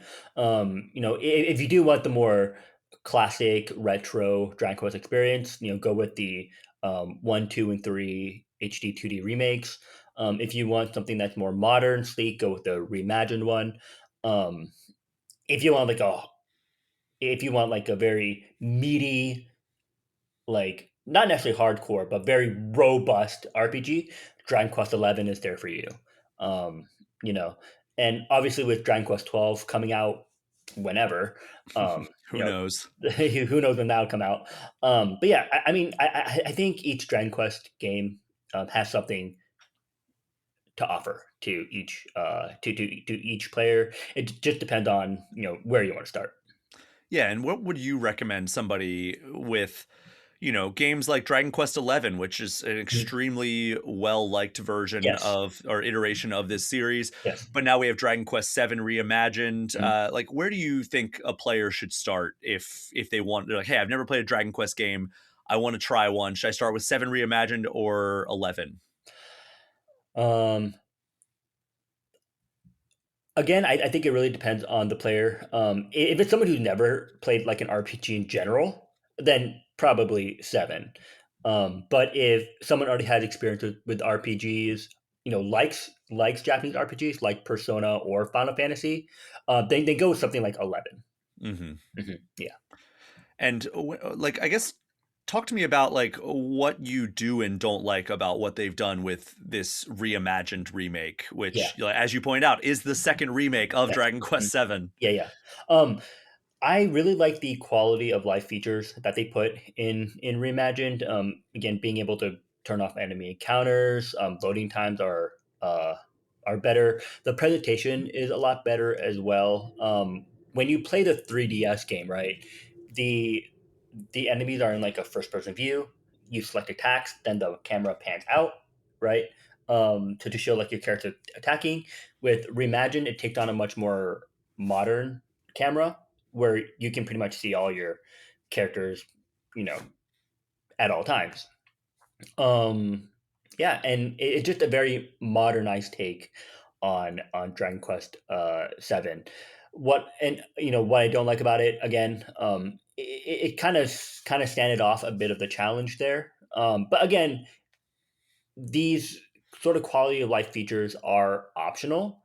Mm. You know, you can toggle different different parameters, like difficulty. Like you can either receive the normal amount of experience, you can gain more experience, or you can actually make it harder for yourself by telling the game to give you less experience. And then there are different presets, difficulties that you can switch on the fly if you want. And there is a hard mode. So if you want a classic Dragon Quest experience that has that difficulty, definitely go with hard mode. I know some other people who've reviewed the game, and they're even more of a veteran than me at Dragon Quest. I mean, they said that the hard mode is a little too easy for them, you know, Wow. but for the average player, if you set Dragon Quest VII Reimagined on hard mode, you will get a challenge. It's not like it's not like Reimagined like kind of easy mode, um, but comparatively to other Dragon Quest games as well as previous iterations of Dragon Quest VII, it is a bit on the easier side, but you can make it harder for yourself if you want to. Got it.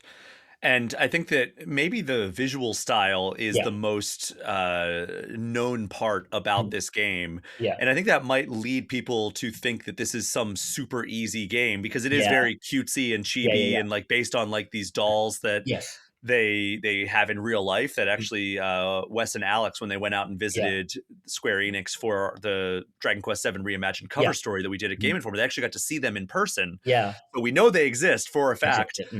Mhm. But how do you feel overall about the visuals of this remake? Yeah, that's an interesting point because I do like them, and I think I'm kind of in the minority when I say this. Um, when you look at the original style and you compare it to the new one, they look similar, right? They have kind of just like their heads are a little big. Um, Kiefer's chin is massive still. so so for me personally, I don't know why. Uh, you know, a good chunk of the audience has a problem with the art style. Because to me it looks similar, and going to a 3DS version, it's more pixelated because it's the 3DS, and obviously with newer hardware, it's a lot easier to get better graphics. So for Reimagined, I do enjoy looking at the new art style, and the buildings actually remind me a lot of uh Fantasia Neo Dimension, which is Mm, another Square Enix RPG, yeah. and it's like, kind of like this more diorama kind of approach. So there's that as well. I like how they went with this approach rather than like another HD2D thing. So Yeah, I would not have been super on board with HD2D for this one because that would yeah, have felt like a regression yeah, from the original art mm, style. Whereas these other games that we're getting in HD2D, whether they're all new or mhm, they're remakes of previous games, it felt like a progression, Like yeah, it's like yeah, Dragon Quest 1 looks so much better in HD2D in 2026 yes, than like if, you were to take Final Fantasy 7 and turn that into an HD 2D game. Though that yeah, doesn't sound very cool now that I say it out loud. mhm, But like, certain games I think you need a more modern touch with the yeah, visuals that yes. you remake them. Mhm. But any closing thoughts on Dragon Quest VII Reimagined before we get you out of here? Um, no, I think it's a really solid game, especially for a remake, and especially since, um, I mean, it's hard to get the 3DS version now because you can't buy it digitally. Your only choice is to buy Yeah. it physically because the 3DS digital store is down. If you have an old PlayStation, I mean, I guess you can buy that one, the original OG PlayStation version, but what are the chances of that? So really, honestly, if you want an accessible and approachable version of Dragon Quest, Reimagined is pretty much your only option at this point. So you might as well just play it. Well, Dragon Quest VII Reimagined is available now on Switch, Switch 2, and every other major platform. George, you gave it a 7.5 out of 10 over on Game Informer. And if you want to read George's full review, just go on over to GameInformer.com and you'll be able to find it right there. George, thank you so much for taking time out Yeah, of your day to join this week's episode of All Things Nintendo. Before you get out of here, where can people find you online? yeah, sure. So you can find me on Twitter, Blue Sky. at Yin Yang Fooey, YinYangFooey. That's my typical handle for everything. Usually on there, you can also find my portfolio on there as well, along with other websites that I've contributed to. We are going to take our only break of this episode, and when we get back, we'll be getting some hands-on impressions of several upcoming Nintendo games and products. We will be right back.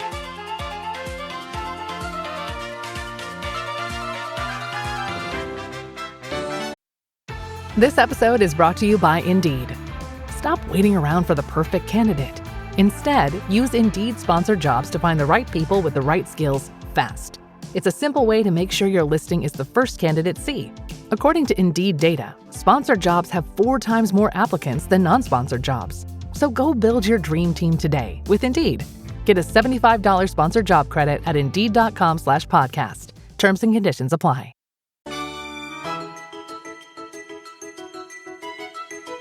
We are back, and I hope you enjoyed that info dump of the last segment, because we are going from this point on straight into several impressions of upcoming Nintendo first-party games.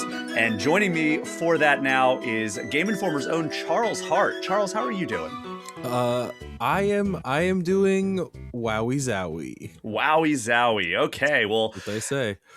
You recently traveled to sunny New York City, and by sunny I mean I think it was like 10 degrees. Yeah, I live in Ohio, and it was -8 when I left here, and then I got there and it was 9 degrees, and I was like, oh, so warm, so nice, what improvement. See, I had a similar situation. I live in Minneapolis and St. Paul, and I left and it was a -32 degree wind chill, -32 degree Fahrenheit wind chill. This was 2 weeks ago. And when I arrived in Los Angeles, California, it was like 65 degrees. And man, is that a shock in terms of like the body feel. I went to, when we visited Blizzard for the World of Warcraft cover story, gosh, maybe that was November, whatever month it was. I remember being there and being like, just having the sun on my skin and briefly reconsidering all my life choices. I'm like, should I just move to Los Angeles? Is it worth it just to have sunlight all the time? And right now, maybe. But then, like, I mean, not to get too much into like, hey, like Midwest weather, but like you get to the spring and you get to the summer and even the fall months, and you're like, okay, this isn't so bad. It is the winter that just tends to beat you down. Yeah, and it's also like the sun is definitely, it's the main thing I like about Los Angeles, and everything else I prefer about my own home. Yeah. So yeah. But we're not here to talk about the weather or talk about our living preferences, but we are here to talk about the games that you saw while you were in the aforementioned sunny New York City. And you mentioned one of them in a reference there, which was Wowie Zowie, Super Mario Brothers Wonder. It's the Nintendo Switch 2 edition plus Meetup at Bellabel Park. I said that right, correct? Like, it's a very convoluted name. It was a funny thing that like when you work for a company, especially one like Nintendo, they want you to say the title of the game properly. So you could see every time one of the Nintendo representatives, they were like, all right, today you guys will be playing Super Mario Bros. Wonder Nintendo Switch 2 edition plus Meetup in Bellabel Park. Yes. And just always having to hold their breath and get all the words in when they did it. But I was wondering, like, is it the longest title of a Nintendo game of all time? Like, I don't know enough off the top of my head, but I can't think of one with more words than that. I mean, it reminds me of like the Dragon Quest Heroes games, where it was like Dragon Quest Heroes 2, The World Trees Woe and The Blight Below, or something like that was the name. Good. What else was there? I think about like some Square Enix titles, like especially there was like like Theater Rhythm something or other, and like there were like 6 different titles at the end of it. And man, like, yeah, like there's what was the one that I was thinking of that was just like you could tell that it wasn't a game, it was the press releases when Xbox One was like Microsoft's flagship console. They would send, like, I guess they had some sort of rider in their thing, like if you were going to license your game and mention it in your press release, so it would be like it's available on PlayStation 4, Nintendo Switch, Nintendo Wii U, and Microsoft's Xbox One, it was Xbox One, the all-in-one gaming and entertainment system from Microsoft. Like every single mention by third party or otherwise had to slip in the all-in-one games and entertainment system from Microsoft at the end of Xbox One. It was just ridiculous how it just completely disrupted the flow of any press release. I love that. But you went and actually got a chance to play all these games. So we're going to be talking about, I believe, 6 products coming to the Nintendo Switch 2 over the next several months. The first of which is Super Mario Bros. Wonder Nintendo Switch 2 edition plus Meetup at Bellabel Park. It's Meetup in Bellabel Park is the only caveat. Next time you'll get 100% right. Nintendo is going to force me to cancel this podcast now. Exactly. So talk to me about what you played. Yeah, so Meetup in Bellabel Park, expansion of Mario Bros. Wonder, if you're familiar with the game, obviously. I was with 3 other journalists, including Logan Plant, I believe is his name. Yeah, Logan's a regular here on the podcast. And we did a bunch of games, and it is from my understanding, a mostly multiplayer focused expansion, and adds in a bunch of new like mini game modes that have a bunch of different like levels within them with different star ratings. So in the trailers, I think we just saw, it's like there's Bob-omb Relay where you're throwing a Bob-omb back and forth as the level progresses.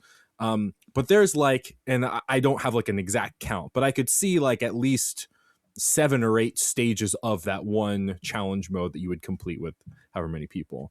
So I play a bunch of them, but there's co-op ones, there's competitive ones, and then there are some like wireless gameplay ones that I think are mostly races, just because by design you'll be moving at different paces, so you have your own screen. So I think a lot of them are races because it depends on where your progress is in the race.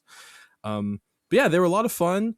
I did like that Bob-omb Rally one. So it's like you and all your teammates are making your way through a level, and someone has to be holding this golden bomb, and there's a timer that goes down, but it only goes down when the wrong person is holding the bomb, and there's the talking flower in the background will like call out which character needs to hold it next. You have to toss it to them, and hilariously, it's like you would think that you would lose because the timer would run out, but we lost every time because someone accidentally threw the bomb off a cliff. Like that's by far more dangerous in the situation, because that also makes you instantly lose.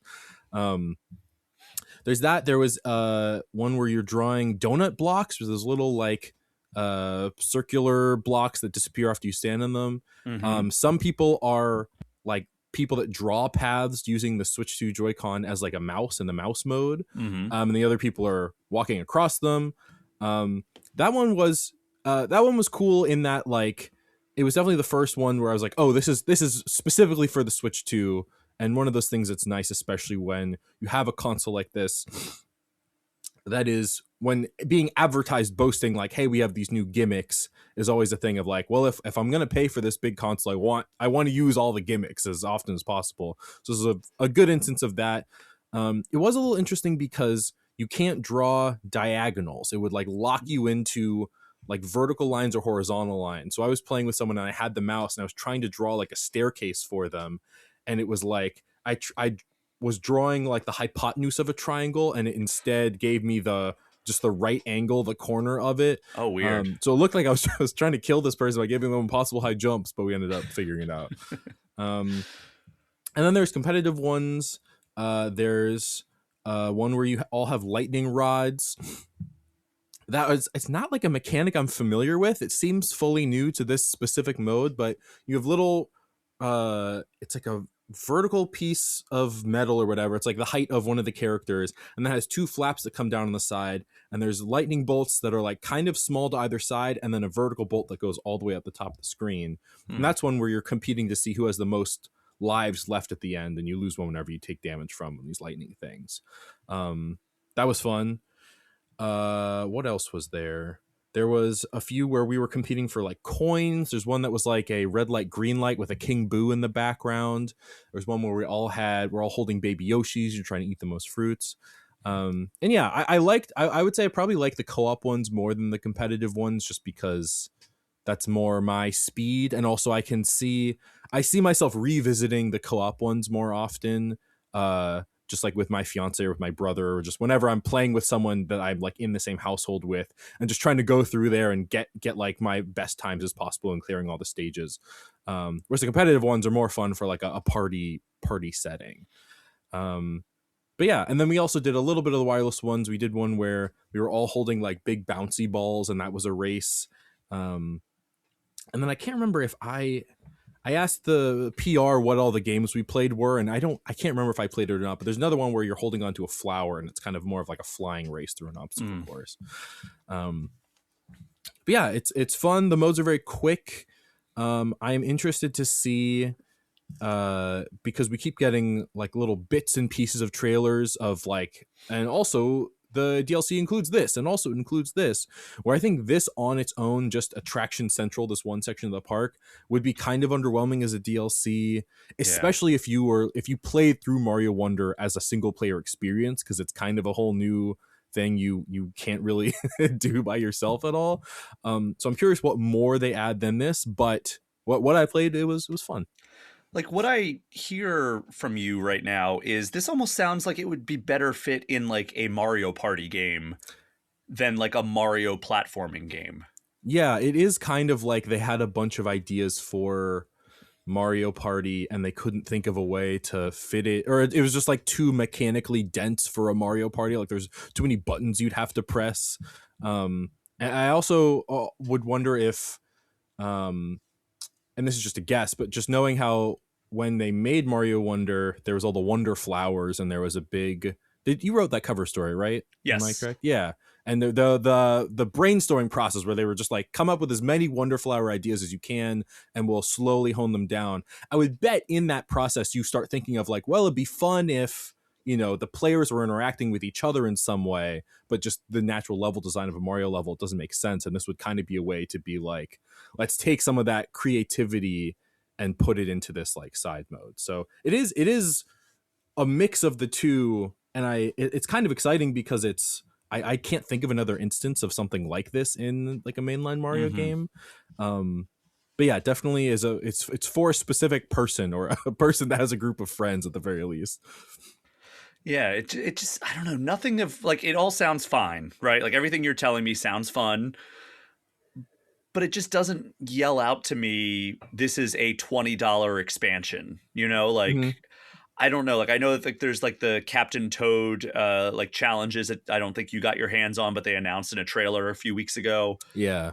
But like, I don't know. Like, I feel like I'm still waiting for like the main attraction. Like, yeah, it's cool that like Rosalina and co-op Luma or co-star Luma are now playable characters. I think that's definitely a boost to the overall product. But I don't think that still hits that $20 threshold. Like, what am I missing here, Charles? Yeah, I honestly don't know. I think for what it's worth, from what I played, it is a good amount of content. Like to beat all of the stages that were there, the co-op one specifically, because there's the local game modes and then there's the wireless ones. And I believe they've announced that the wireless ones, there's 6 different modes there. And then the local games are 17 games, and each of those games has different levels on different stages and whatnot. So even just the process of playing through all those levels is going to take you a number of hours. I don't know if it's $20 worth of hours. I think that's up to whoever to decide. We also know that there's something with the Koopalings where like you can chase them throughout the kingdoms, which I think is an interesting mechanic. I don't know how in depth that's gonna be. Yeah, it seems like it's like a kind of a weird thing where like you have to like follow clues to find the Koopalings, and then like, at least from the direct that they showed, or the trailer, overview trailer, or whatever it was called, they showed like, I guess like the Koopalings get a Wonder Flower when you finally find them, and then they attack you like as you go through the level. I don't know if like there's a boss fight that it culminates in or what, but like that type of stuff is the compelling thing for me. Like I actually put a poll up for on the Spotify version of this podcast, and I was asking the listeners like, what do you most look for? Let me bring up the poll here. What do you most look for in like a Nintendo Switch 2 edition of a game, and 40% said improved frame rate, resolution, and load times, and then 40% also said new levels or single player content.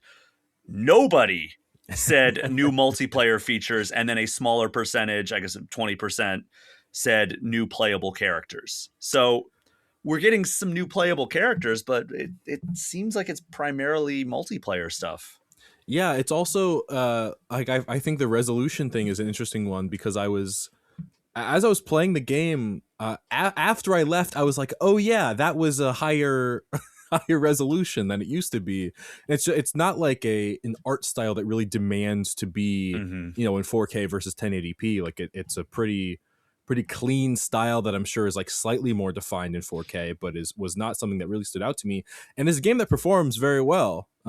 So it's the technical improvements are not very noticeable, at least to the average person, i.e. me. But yeah, I am curious of if there's more, what more there would be. We're still like a little under 2 months out, so they have time to announce one or two more elements. But yeah, it's an interesting little side thing. Very Nintendo of them, I'll say. They love to zig when you expect them to zag. Yeah, and I mean, is there anything else that we need to talk about with Mario Wonder? Because like it seems like what you got was just like some of the early stuff that they announced, not so much like the newer stuff or anything like that's on the horizon that they maybe haven't announced yet. I did get to play as Rosalina, which was fun. Oh, okay. She's normal. See, it looks like Rosalina.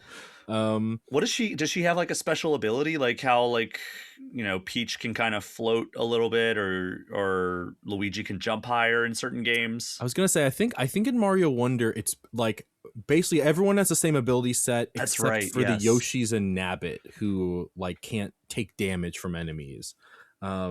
And Rosalina falls in the former category, so she plays like a normal character. There was a funny moment where we started out and the Nintendo representatives were like, just only one person can pick Rosalina. She's the new character we announced, so just only one person can do it. And everyone was like politely hovering over it, and I clicked it like I was like, I'll just do it. No one's jumping to play as Rosalina.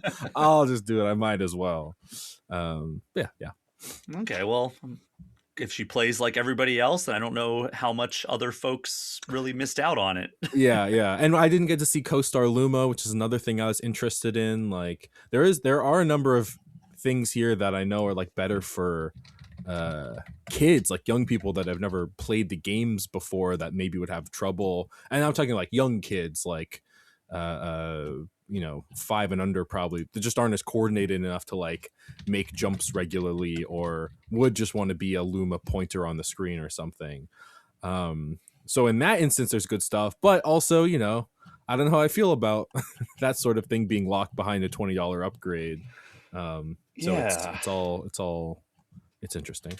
Like it's weird that like that is one of the things that's like a $20 upgrade, and it's not even like meaningful really, aside from the co-star Luma, which you already had Nabbit and Yoshi if you wanted like a less experienced player. This is like even less experienced because you're just a cursor moving around and you're indestructible and all that. I don't know. Yeah, there's also a new assist, like they added a new thing where you can't fall off cliffs now either. Right.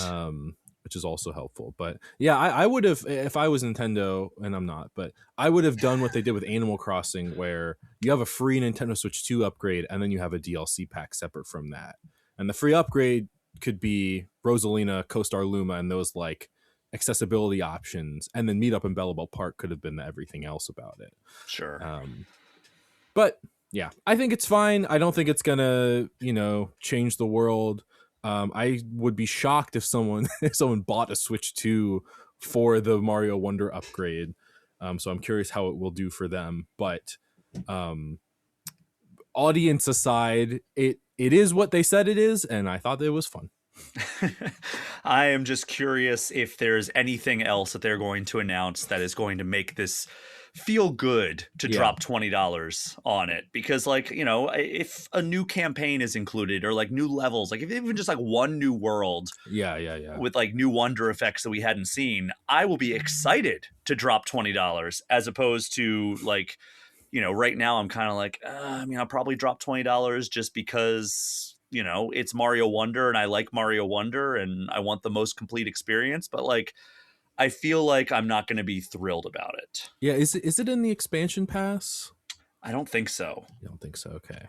Yeah, that's tough. Yeah, I don't think. I'm looking at the eShop page right now, and it doesn't mention anything about the expansion pass, or expansion pack. No, it does not appear to be. But all right, well, I'm just going to read it. Super Mario Brothers trademark Wonder dash Nintendo Switch 2 trademark 2 edition plus Meetup in Bellabel Park, coming out on Nintendo Switch 2 on March 26th. So hopefully we learn a little bit more about this expansion, and there's actually some more cool stuff that they have to like show us, because I'm still kind of like, yeah, I'd be excited if this was like a $10 expansion, but $20 is a pretty steep ask price for this. But you saw some other games. You got your hands on some other games while you were out there visiting Nintendo in this event space that they rented out in New York. Let's jump over to another Mario-centric game, and that is Mario Tennis Fever. So you got to play this. I believe this was the first hands-on event that they had for Mario Tennis Fever, which is interesting. Yeah, coming out right around the corner. I think it's kind of one of those weird situations where it's like, this game is coming out very early in the year and nobody wanted to do an event around the holidays. So we're just going to jam it into this event that you went to in like late January. So talk to me about Mario Tennis Fever. Were you a Mario Tennis fan before any of these recent games, or is this kind of like your first real experience with it? I'm certainly not a Mario Tennis hater, but I don't think I'd call myself a Mario Tennis fan. I don't think I have Mario Tennis Aces, but maybe I played the technical test or something. Like, I definitely have played that game before, but I think it was in some kind of demo capacity because I don't think I owned it.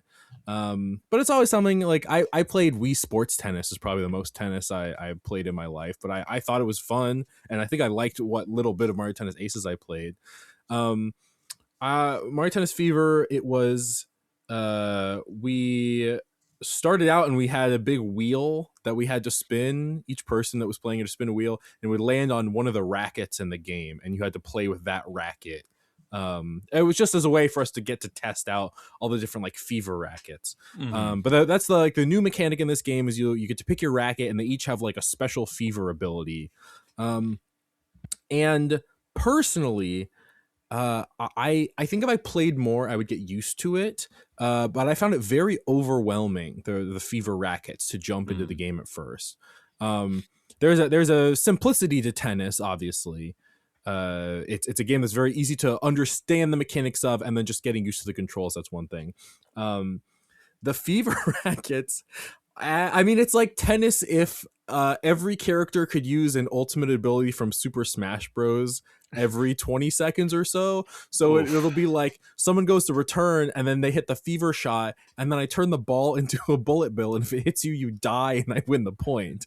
Or I hit my button and it turns the ball invisible, and so now you have to like hear the ball or listen to where it bounces. I had one that I found kind of helpful where it created the one I got from spinning the wheel. I got a shadow double of myself, so there's two of us. So it turned our singles match. So I had a doubles game where I had like an AI controlled opponent.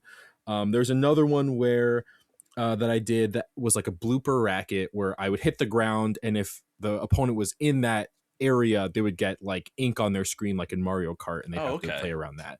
So it varies in its like intensity, and I don't know if you unlock stuff over time, but for this demo it was like, here is every character, there's like 30 characters, here's every racket, there's like 30 rackets. And there's a good chance that if you haven't played the game before, or if you're not familiar with it initially, you'll get into one of those situations where someone has a Fever racket that you just don't understand how to counter, much less have the skill to do so. So I think that it could be a thing. I think definitely it will be a thing that if you play the game and you get used to it, probably if you play the single player mode, that sort of content, you'll kind of ease yourself into the game, but it is not really a like pick up and play experience, I don't think. And also had a thing that this is like a minor pet peeve I had with Kirby Air Riders, which is a game I reviewed and really liked. But if you play multiplayer in Kirby Air Riders, all the characters have stats, all the vehicles have stats, and they have like special descriptions. So it'll be like, even if you could see the stats, it's like this machine in Kirby Air Riders, if you hit the drift button, it stops completely and pivots. And that's just like information you'd want to know before picking a thing in the game. But if you're playing in a multiplayer setting, you don't get to see any of that information. So someone just has to tell you or have to already know. And Mario Tennis Fever was another thing where we were playing in I had my own TV, but it was a local wireless match. So it was connected to 3 other players, where I was like, I don't know what these rackets do. I don't know what these characters' stats all are. So I'll pick the stuff and I'm kind of blindly guessing, but it goes into it assuming you know what you're doing. And it's a type of game that I would assume that like a Mario Tennis, the Mario as a modifier to a game like tennis is like, it's going to be tennis, but it's going to be fun and cartoony and anyone can pick it up and understand it very quickly. And instead there were a lot more variables than I expected. Yeah, like it almost sounds like they're trying to do a little bit too much. Like I'm somebody who has played every single Mario Tennis game, I'm pretty sure. But like this, and they've been varying degrees of quality. Like Aces was pretty good on Switch. Ultra Smash on Wii U was pretty bad. And you know, dating back to the N64, like you know, I've gotten my hands on I think all of them. And this just sounds like they're kind of like Mario Kartifying Mario Tennis a little bit beyond what makes tennis such a fun and approachable sport. Yeah, I think I think Mario karting is a good metaphor, but it's also like every item is an invincible star, or like there's no just mushrooms, you know, there's no very simple power-ups even. It's like everyone has a button and it charges up pretty fast, and when you use it, you kind of, and it's not that you instantly win. A lot of this also is coming from, you know, the perspective of someone who played the game for 15-20 minutes. I'm sure if you got a few hours in the game, the experience would be very different, but it's also the kind of game that I would go into assuming you don't need to play it for a few hours to understand all the mechanics. But the games I did play, I played with the Shadow Racket at first. My opponent had clearly played Mario Tennis a lot more than I had, because he knew how to do a lot of the like alternate return shots and stuff. I did like the basic tutorial beforehand, but it doesn't teach you like the lob and the slices or all that. And then also I had picked Dry Bones, and I didn't realize that he has a specific ability where when he moves left and right, he goes into his shell and it's like slower for some reason. That's weird. That's not how the shells, the whole point is they make you, anyways. So then I switched to Donkey Kong, and Donkey Kong was a lot more intuitive for me. Does he look like the new Bonanza model? I think so. I'm pretty sure he does. I'm assuming they've swapped that out on all the kind of like ensemble cast games. And then I did some doubles matches. I won those thanks to my teammate Logan Plant, who was very good. And then I did 1v1s against Logan Plant and lost every time because it was terrible. We also did a like Wonder mode, so it's taking stuff from Mario Wonder, where it's a normal tennis match and then they introduce Wonder mechanics into it, and it's like you're not playing for points, you're playing for Wonder Seeds. But if you land a point normally, it just is a Wonder Seed. So that's like, it is the Wonder Seeds are points, but they're also not points, because in the middle of an event, something can trigger and change it Mario Wonder style. We had one where it was like that bit where the Piranha Plant starts singing. And so they were popping up, and then in ours, they were spitting tennis balls at us, and we had to aim the tennis balls at some Wonder Seeds. And that was also points to get. Which was another instance of, it was like, I feel like we're putting a hat on a hat on a hat here, where like, I don't know. I think some of these modes, like without Fever Rackets, would be like if it was just the Wonder Flowers, and maybe there weren't Fever Rackets in that mode. I know that some modes you can deactivate them. Yeah, I just remember finding the whole experience a little overwhelming. Which is not what you want from a tennis game. Like tennis, I got into tennis because of games like Mario Tennis on N64 and Virtua Tennis on Dreamcast, because they were so easy to pick up and play. And then I learned the rules of tennis through that. And then what did I do when I sprained my ankle and ended my baseball career in high school? I went out for the tennis team, having never played real tennis. And I made the team because I knew all the strategies and I was able to pick up and play Mario Tennis and Virtua Tennis. And I feel like they're losing something by trying to do too much with this one. Yeah, I think I agree. I also I'm so curious of like a hardcore Mario Tennis player. So it's one of those things, right, where it's like, if you're super new, I don't think Fever Rackets are really going to be a draw, but if you start playing it, they might repel you of being like, wow, this game's a lot more complicated than I thought. And then the other hand, if you're like really into Mario Tennis, you might be like, what is all these bells and whistles that are getting added to the game? So yeah, I don't know. That was probably you can turn off the Fever Rackets, at least in like single matches, they said. Yeah. Which seems like maybe that'll be my preferred way of playing. We'll have to see once I finally get my hands on the game. But like, for now, I don't know. My thing, it's also a thing of like, so we turn the Fever Rackets off, but that's like the game. Like that's the main reason we're playing it. So if we turn it off, to me, there's a sense of like, why am I getting a new Mario Tennis game if I'm disabling the main feature? Yeah, I would say that was probably my least favorite game I played there. For all the reasons I said. I still had fun with it, but it was it definitely didn't click the way a lot of this other stuff did, I would say. All right. Well, Mario Tennis Fever is like next week, isn't it? Like, I think so, yeah.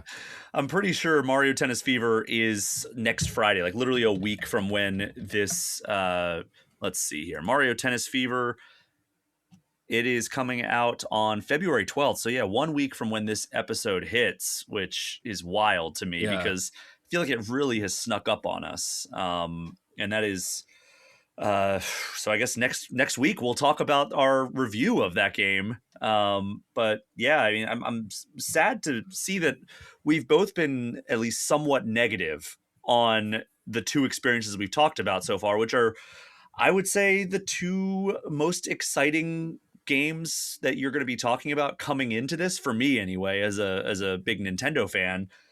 But you did get to play a couple of third-party games as well from our good friends over at Capcom, and that is Resident Evil Requiem on Nintendo Switch 2. We talked about the multi-platform version last week, but you had a chance to get your hands on the Nintendo Switch 2 version, and then also Pragmata, which is one I'm like super curious about. So go ahead, talk to me about these Capcom games you played. Yeah, so I hadn't played either of them yet. They've been in demo form at like a number of gaming events, and then the Pragmata demo is, I believe, public on PC right now. So it's neither of them were like new experiences with the game, but I was like very impressed with both of them, and specifically how they ran on the Switch 2. Like it was a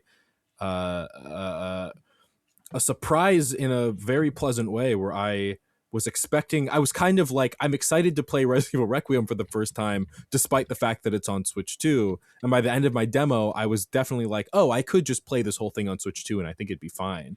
So the Resident Evil Requiem demo I played, I just got to play as Grace. I didn't play as Leon. And it's a demo that I think we wrote about it at Gamescom, and I know Marcus played it at Summer Game Fest last year. But it is you're playing as Grace, and you're running away from this like persistent enemy who's this like giant mutated woman in like a hospital gown. Terrifying.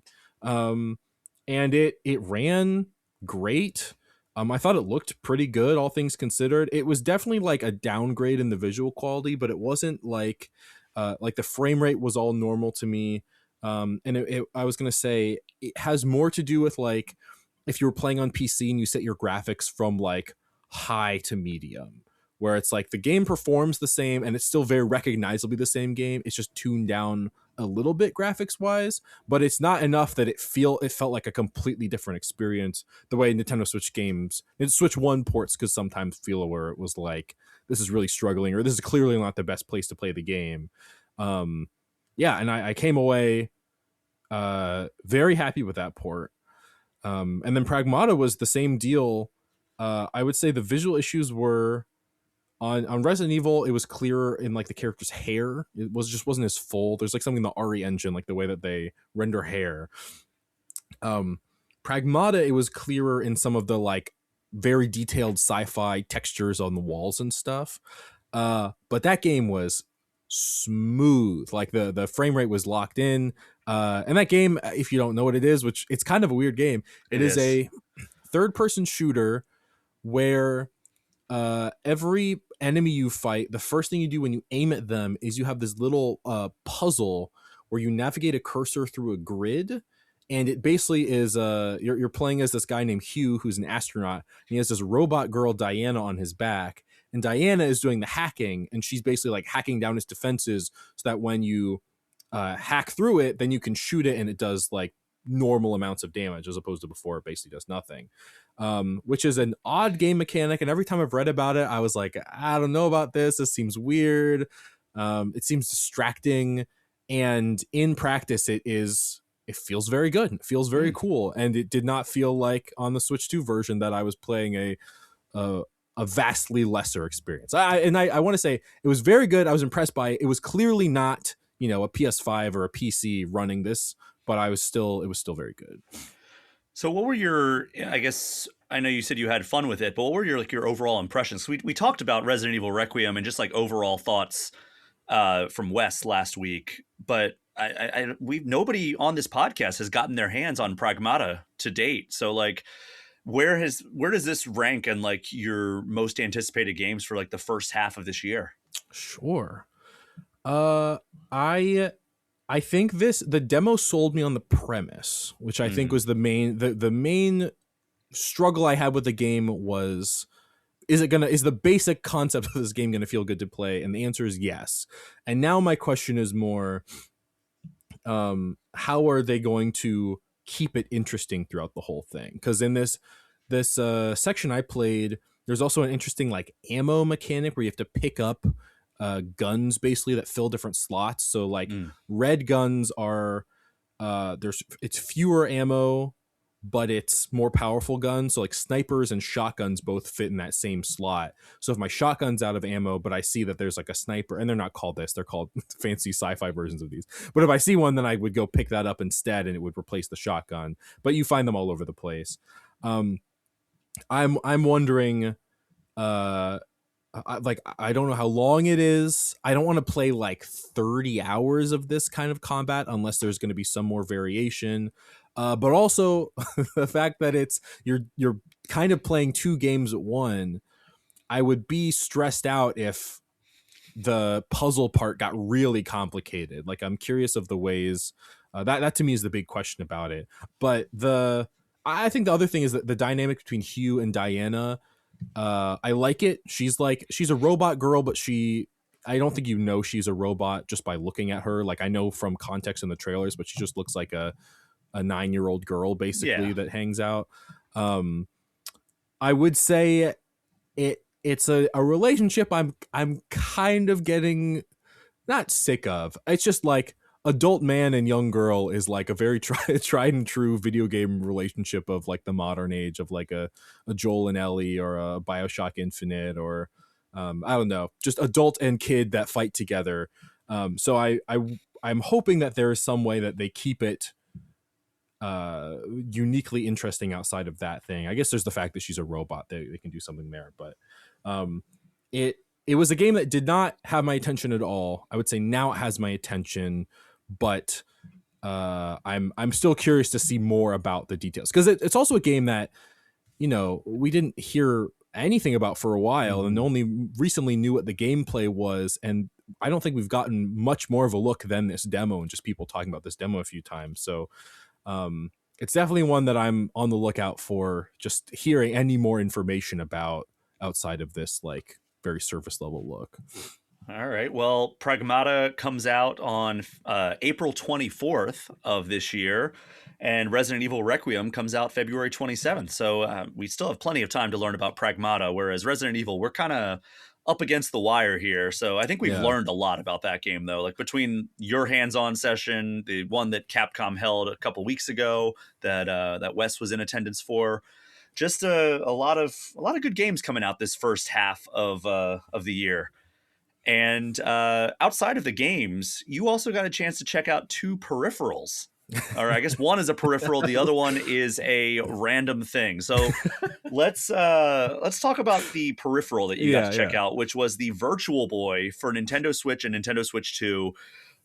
You also got to check out some of the games that are coming in the library. And I mean, this is a weird one for you because you were born long after the Virtual Boy was discontinued. So I still have fond memories, and fond is a interesting word for that. I still have memories of going to a Toys R Us and seeing a Virtual Boy like across from the N64 or whatever it was, either N64 or SNES. And being like, oh, this is like a new Nintendo thing. And then playing it for like 5 minutes in the aisle of the video games in that Toys R Us and walking away being like, I never have to think about buying this ever in my entire life. And sure enough, I was not alone because everybody else said I never have to think about buying this red apocalypse that it ended up being. But you, based on your preview, came away pretty impressed by the Virtual Boy. Yeah, I think the Virtual Boy was discontinued before my parents had met each other. I think is a good metric for how disconnected from it I am. Definitely is a thing of oh my gosh, I learned about. Is Wario World the GameCube game? I learned about that when it came to the Virtual Classics collection and felt crazy. I was like, how did I have no idea there was a 3D Wario game? And I feel like I've never heard anyone talk about it. That's how I felt when I learned that the Virtual Boy was like a real thing Nintendo did, where I was like, it's insane to me that this happened and it just isn't acknowledged. But yeah, I've probably seen one in person in like a retro game store or something, but I certainly had never played one before. And it was something that I was really dreading. I was like, I have to try it and write it about it because it's my job. And then I went and did it and I was like, it's kind of cool. I'm not like a huge fan of it now. I think it's obviously stupid. It's a VR device that sits on a table. You got to be at eye level with it, so you got to be on like the right level table. Like there's a lot of elements of it that are ridiculous, but I was impressed that I put my head in it and it did black it out, and it was the Switch 2 was in there, and I looked believably 3D to me. So it was I was surprised that it worked. I think that was my main thing, is that it sold me on it. It didn't make me instantly nauseous. I'm curious of what you remember from, like you said, you played it a little bit at Toys R Us and you were like, I never need this again. Do you remember what it was that was immediately turned you off from it? I think the graphics were just so freaking ugly, and Sure. the controller sucked, and just it didn't seem like it had any like real good games where it's like, the Super Nintendo comes out and you see Super Mario World and you're like, I need that. Yeah. The N64 comes out and you see Mario 64 and you're going to do everything in your power to acquire one of those into your house. And this I just saw and I was like, outside of it being like a Nintendo thing, I don't think I really need this. And that was how it was kind of with like, the Sega Saturn. There wasn't like a Sonic game on the Sega Saturn. So I never really seriously wanted one. So I think that was kind of, it was this culmination of like, it's a really unconventional thing. You're not like playing a game up on a TV. It's not a portable thing. You can't really bring it around and like sit in like my parents' back seat of their car while they're driving me to like the grandparents' house and being like, oh, I'm going to play a quick game of Virtual Boy. It's like I would do that with Pokemon, right? I had my Game Boy and I would just like, oh, cool. We have a 30-minute ride to Grammy and Grandpop's house. I'm going to play 30 minutes of Pokemon in the back of this car. You couldn't do that. You couldn't play it up on the screen. It was ugly as all get out when you were looking at the games, and the controller was just not comfortable in your hands. And I was just like, I don't think I need this. Like, unless they came out with like a really great Mario game or like a really cool Zelda game, I didn't have any desire to get one. That is fair. I think some of your complaints are fixed. I think this is kind of portable in that it doesn't need to be like plugged into a wall or whatever. But not really. Playing this in the car actually sounds like a nightmare. You can use a Switch 2 controller, so that's normal. And I think the graphics were, and I don't even want to say ugly. They were ugly in the sense that it was like from the mid 90s and wasn't, modern graphics, but it wasn't offensive to look at. I think I was expecting to like really have to strain my eyes, or that it would make me nauseous in some way. And I don't know if it's just because the screens have so many more pixels now, or maybe the way the lenses are and they're doing the stereoscopic imagery is better. I don't know, but it didn't make me physically sick. And I was like, it's a fun. I like that's the bar. Yeah, seriously. That's the lowest level of the Game Informer review scale is like makes me physically sick. I'm like, well, it's not a 2 because it didn't make me physically sick. Was it fun? I don't know. I didn't play it for that long. I thought I played a little 3D Tetris and that was interesting. I played a little Wario Land, and it's also fun as like someone who grew up with a 3DS, and that's a very nostalgic console for me. So just seeing early kind of passes at some of the mechanics that would become very common on the 3DS. I played a little of the Mansion at Innsmouth or Innsmouth, which is a game that used to be Japan exclusive, is coming to the West with this Virtual Boy collection. I didn't really like it. I thought it was interesting because some games will confuse me in my timeline of video game history, where it came out in like 95, but it was still having like the it felt very like arcadey, where like it didn't save. You had to like put in a password to get back to the areas you were at, and it kind of drops you in with no fanfare, and you just kind of like play the game as far as you can get. Which I was like, I thought we were past this in 1995, but I guess I don't know anything. But a lot of these games also, you can, you got save states, you can rewind now, so it makes them a little bit more tolerable. So I think, am I excited for it? No, I wouldn't say I'm like enthusiastic about it or anything. My bar was in the basement, and now my bar is on the floor. I think I was like, okay, it's a workable piece of technology. I can understand someone for either historical context or nostalgia wanting this. I don't think there's any reason, unless you're like really curious about it, this is not something everyone's gonna get. It's also $100 to get the big thing. $100 plus, the expansion pack subscription plus the Switch 2. Actually, no, this can be played on Switch 1. That's another thing that I keep forgetting to mention. But then also there's a cardboard model that's $25 in the US that I'm so curious about, that I didn't get to use, but I got to see it. And I was like, I don't, have we seen anyone wearing the cardboard Virtual Boy? I don't think so. Maybe let's see. Because what stood out to me is it does not have a stand. Okay, so here's the cardboard model. Okay, it's not going to bring it up. Great job, eShop. Yeah, I'm trying to search it on the eShop right now. I think in the eShop I looked and I didn't see. No, there's just a picture of somebody holding it. But it's very, very strange how it looks, because they're holding it and it has like this Darth Vader looking mask inside of it. But like they're holding it as though you're going to be playing the game, like up by your eyes. Like very weird. There's no pictures of anybody wearing either of these things on the website. But yeah, I don't know. Like this seems like such a crappy stopgap. And I know like this feels weird because like we are being so negative on most of the games that we're talking about, which is very off-brand for this podcast, I feel like. But like, this is really like kind of deflating my enthusiasm for like this first half of Nintendo's 2026. I know we still have Yoshi that you didn't get your hands on, Yoshi and the Mysterious Book. We have true. Fire Emblem that is coming later this year. But like, man, this seems like this was like a good chance for them to like rip the veil away and be like, hey, we have good stuff coming, even if it's not the biggest name stuff, or even if it's just an expansion to a game that came out in 2023, 2.5 years ago. But like, I don't know, nothing here is really like making me want to like cheerlead Nintendo the way sometimes like they'll come out with, a huge like first party Nintendo Direct and we'll all be blown away by how much great stuff they have coming. Yeah, it did. It kind of gave me the impression that they really emptied the chamber in 2025, and now they have to keep the momentum going into 2026. But um, whatever big stuff they've got coming this year, we either don't know about yet or haven't seen that much of. So I'm just really curious of.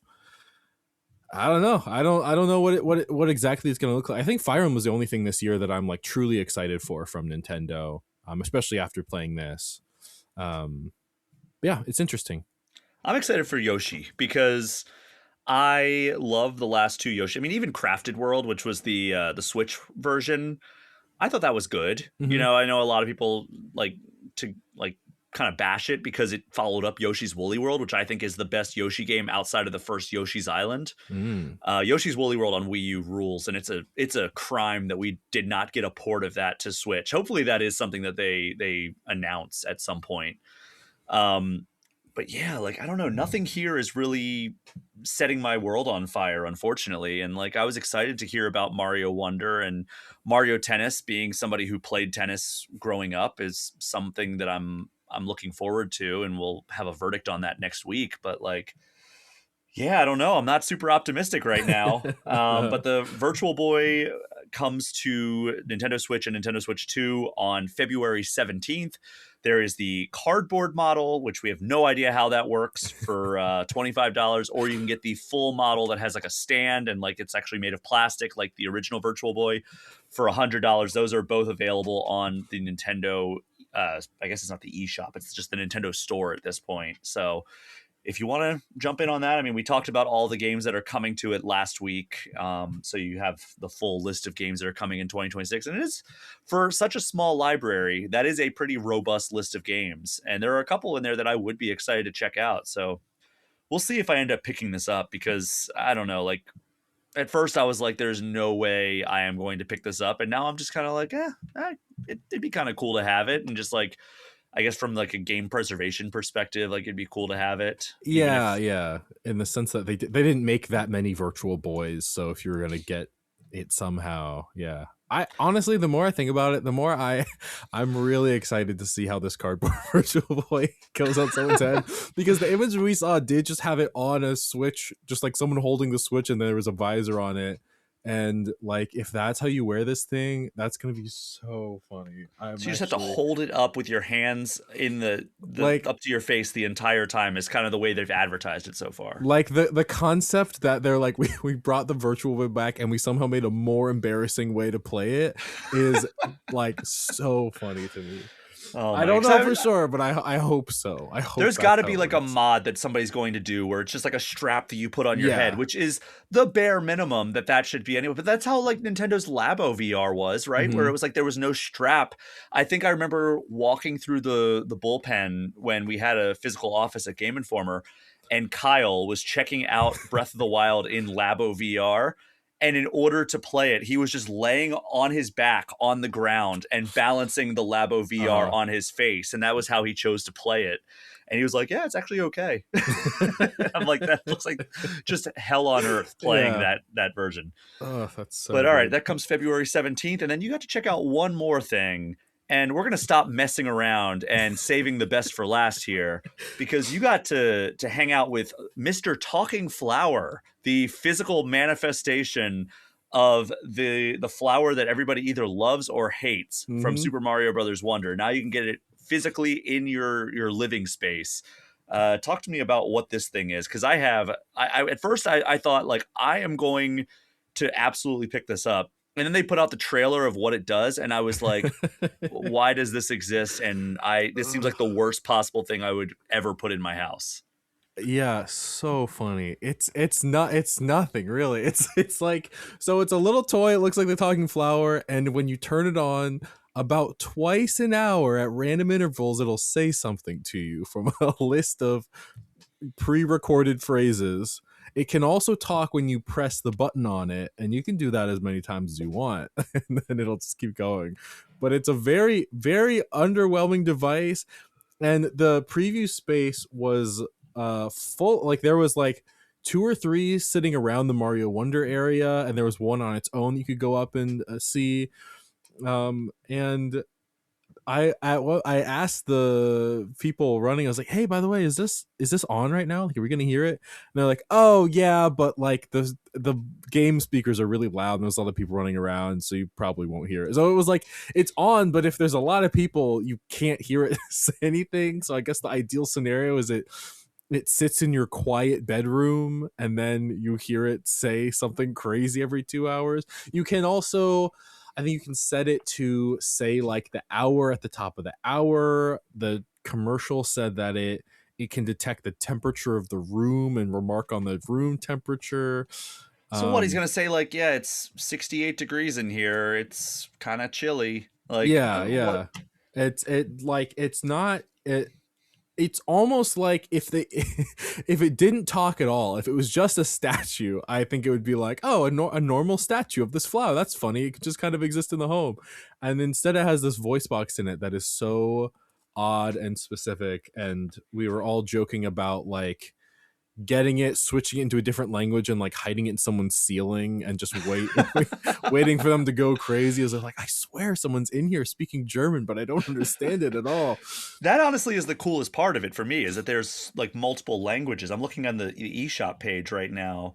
It doesn't say how many languages it has. I don't think it says set the spoken language, sleep schedule, and more. That requires 2 AA batteries and a Phillips head screwdriver, neither of which is included.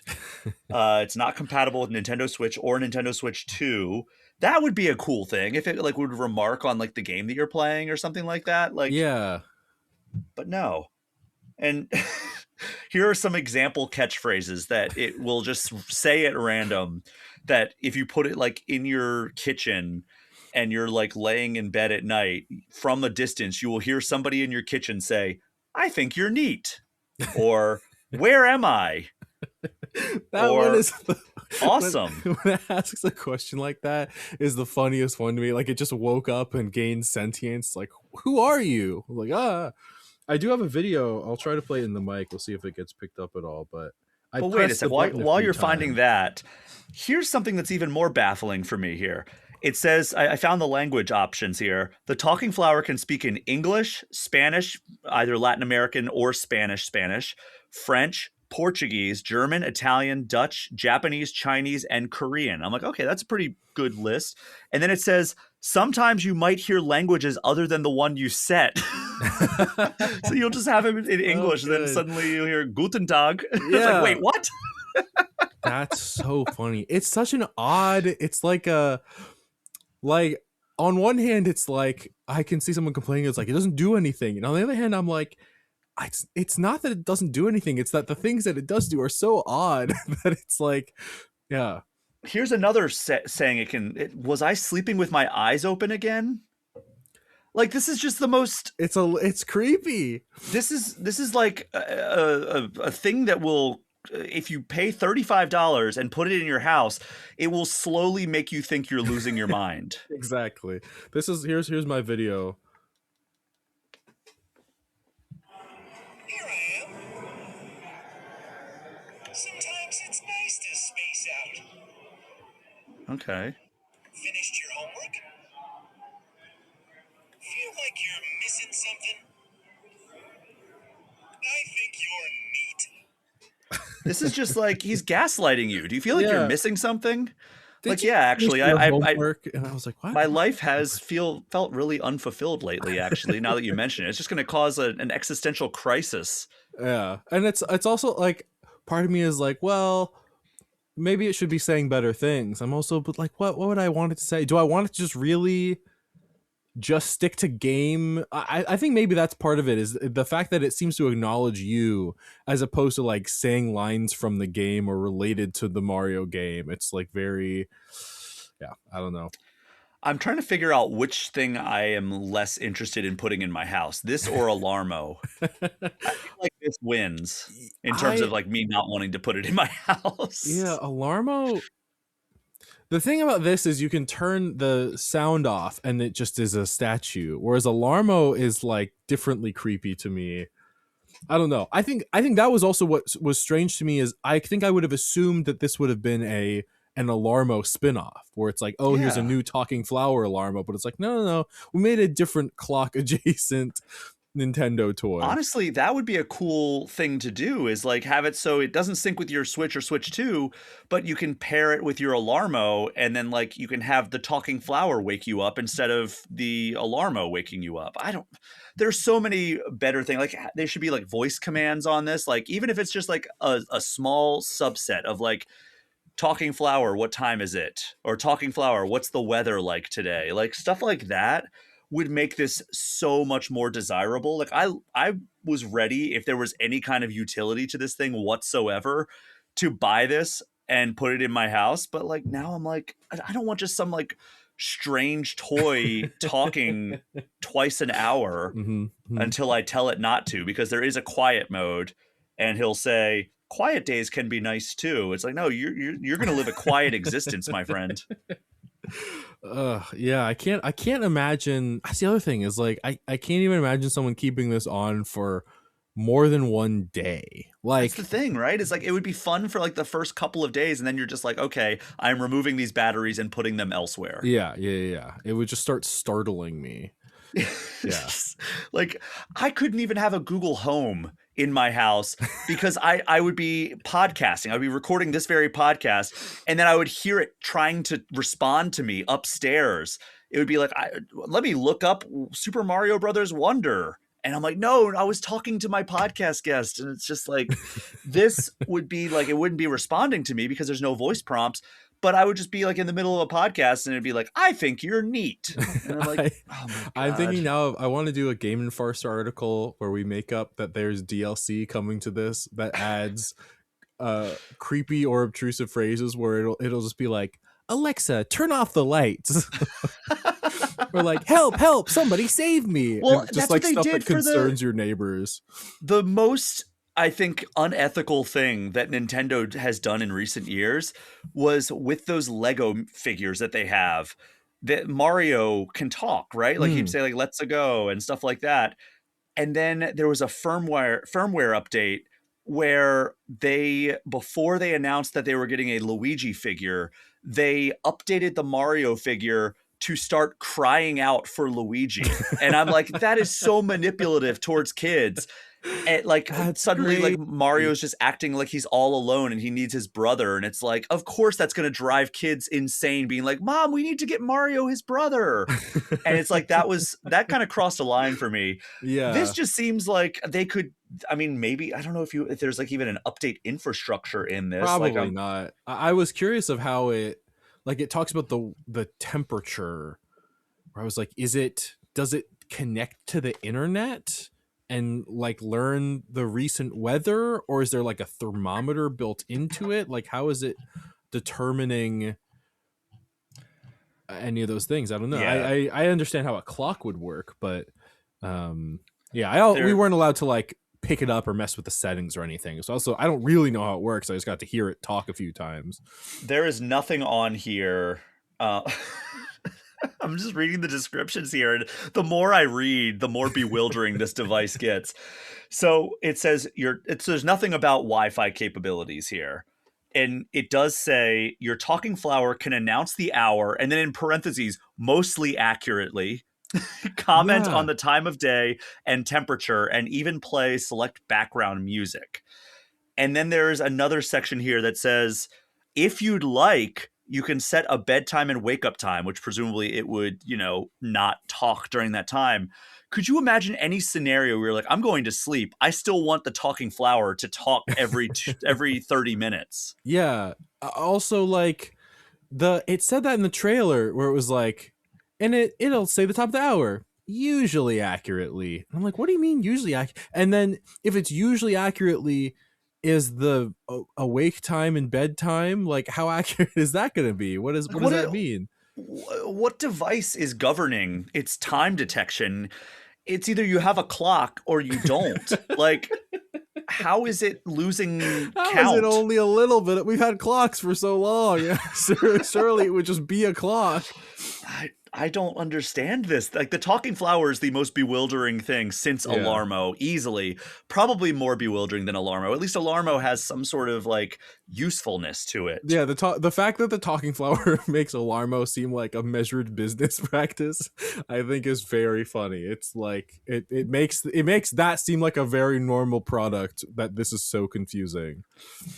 Well, Charles, this has been an illuminating segment of the All Things Nintendo podcast, and I apologize to everyone that we were so negative about most of the games that we talked about, most of the devices that we talked about.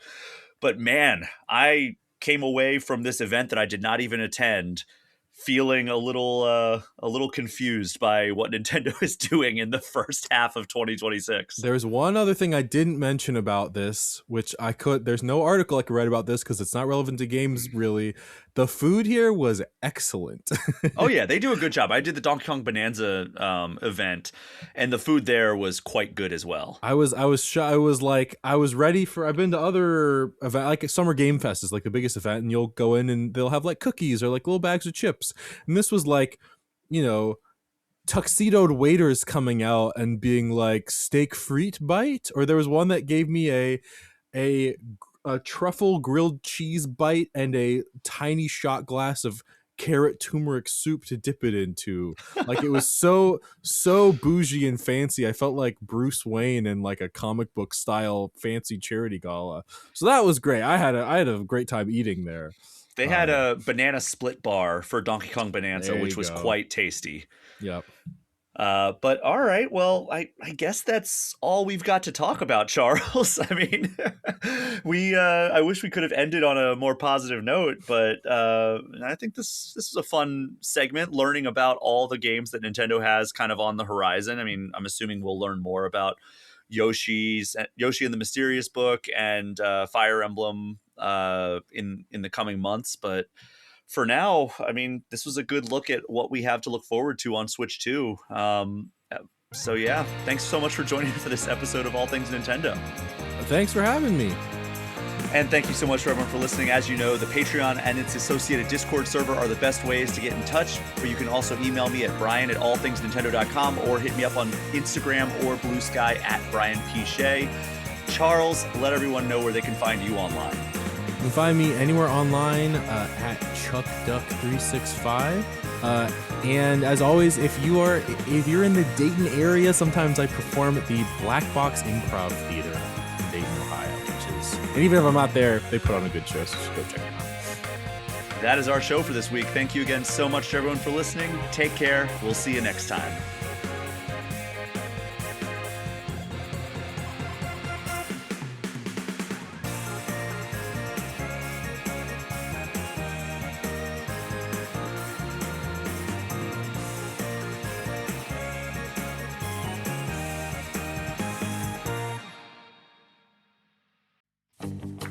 Thank you so much for continuing to listen to the All Things Nintendo podcast. Before we wrap up this show, I just want to give a special thank you to the $10 patrons of this podcast. Alex Stadnick, Andy Junkins, Ben Richland, Chad Brecky, Chaps My Ass, Derek Sigmund, Dusty Beeman, Ian T. Clark, Jawar Hello, Johnny 5, Jose Villalobos, Joshua DeProy, KC Radio Man, Cody Gibson, Creeper 207, Ozman 83, Paul at Drunk on Mako, Pratable, Rob McCann, Bobby Mac 265, Robert Sosa, Roberto Nieves, Roger Reichert, Russell Sayer, Smithy Poo, Zane Sink, and Zek 3 Sword Sama. Thank you so much for continuing to support me and allowing me to do this week after week.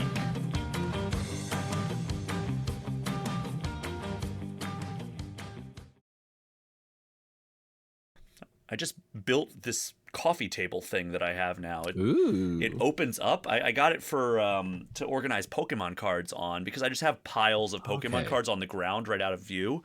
Yeah. Because our upstairs dining room table has been taken over by like Japan souvenirs that we have to hand out to friends. So I'm just like, I have nowhere to organize these cards. It's the only like big table I have.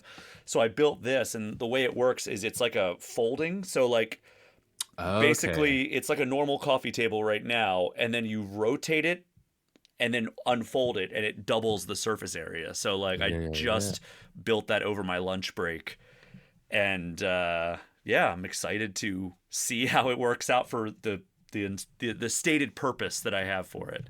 It kind of looks like a fireplace through this webcam. I'm gonna retrofit it to be an electronic fireplace. And any piece of furniture can be a fireplace once. That's what this guy is. You get a brief window of fireplace, but it's not reusable. Yeah, but also not very self-contained, because I bet if I used my desk as a fireplace, it would also spread to my computer and the walls. Yeah. Fireplaces very quickly. Yeah, my house would become a one-time fireplace then. Yes, there you go.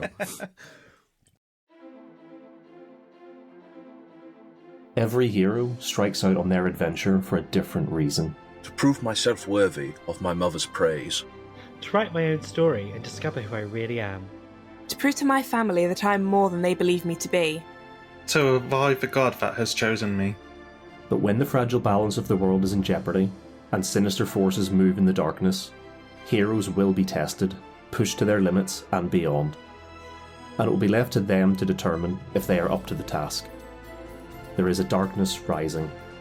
Will they be able to overcome the challenges and meet this evil head-on? For my god.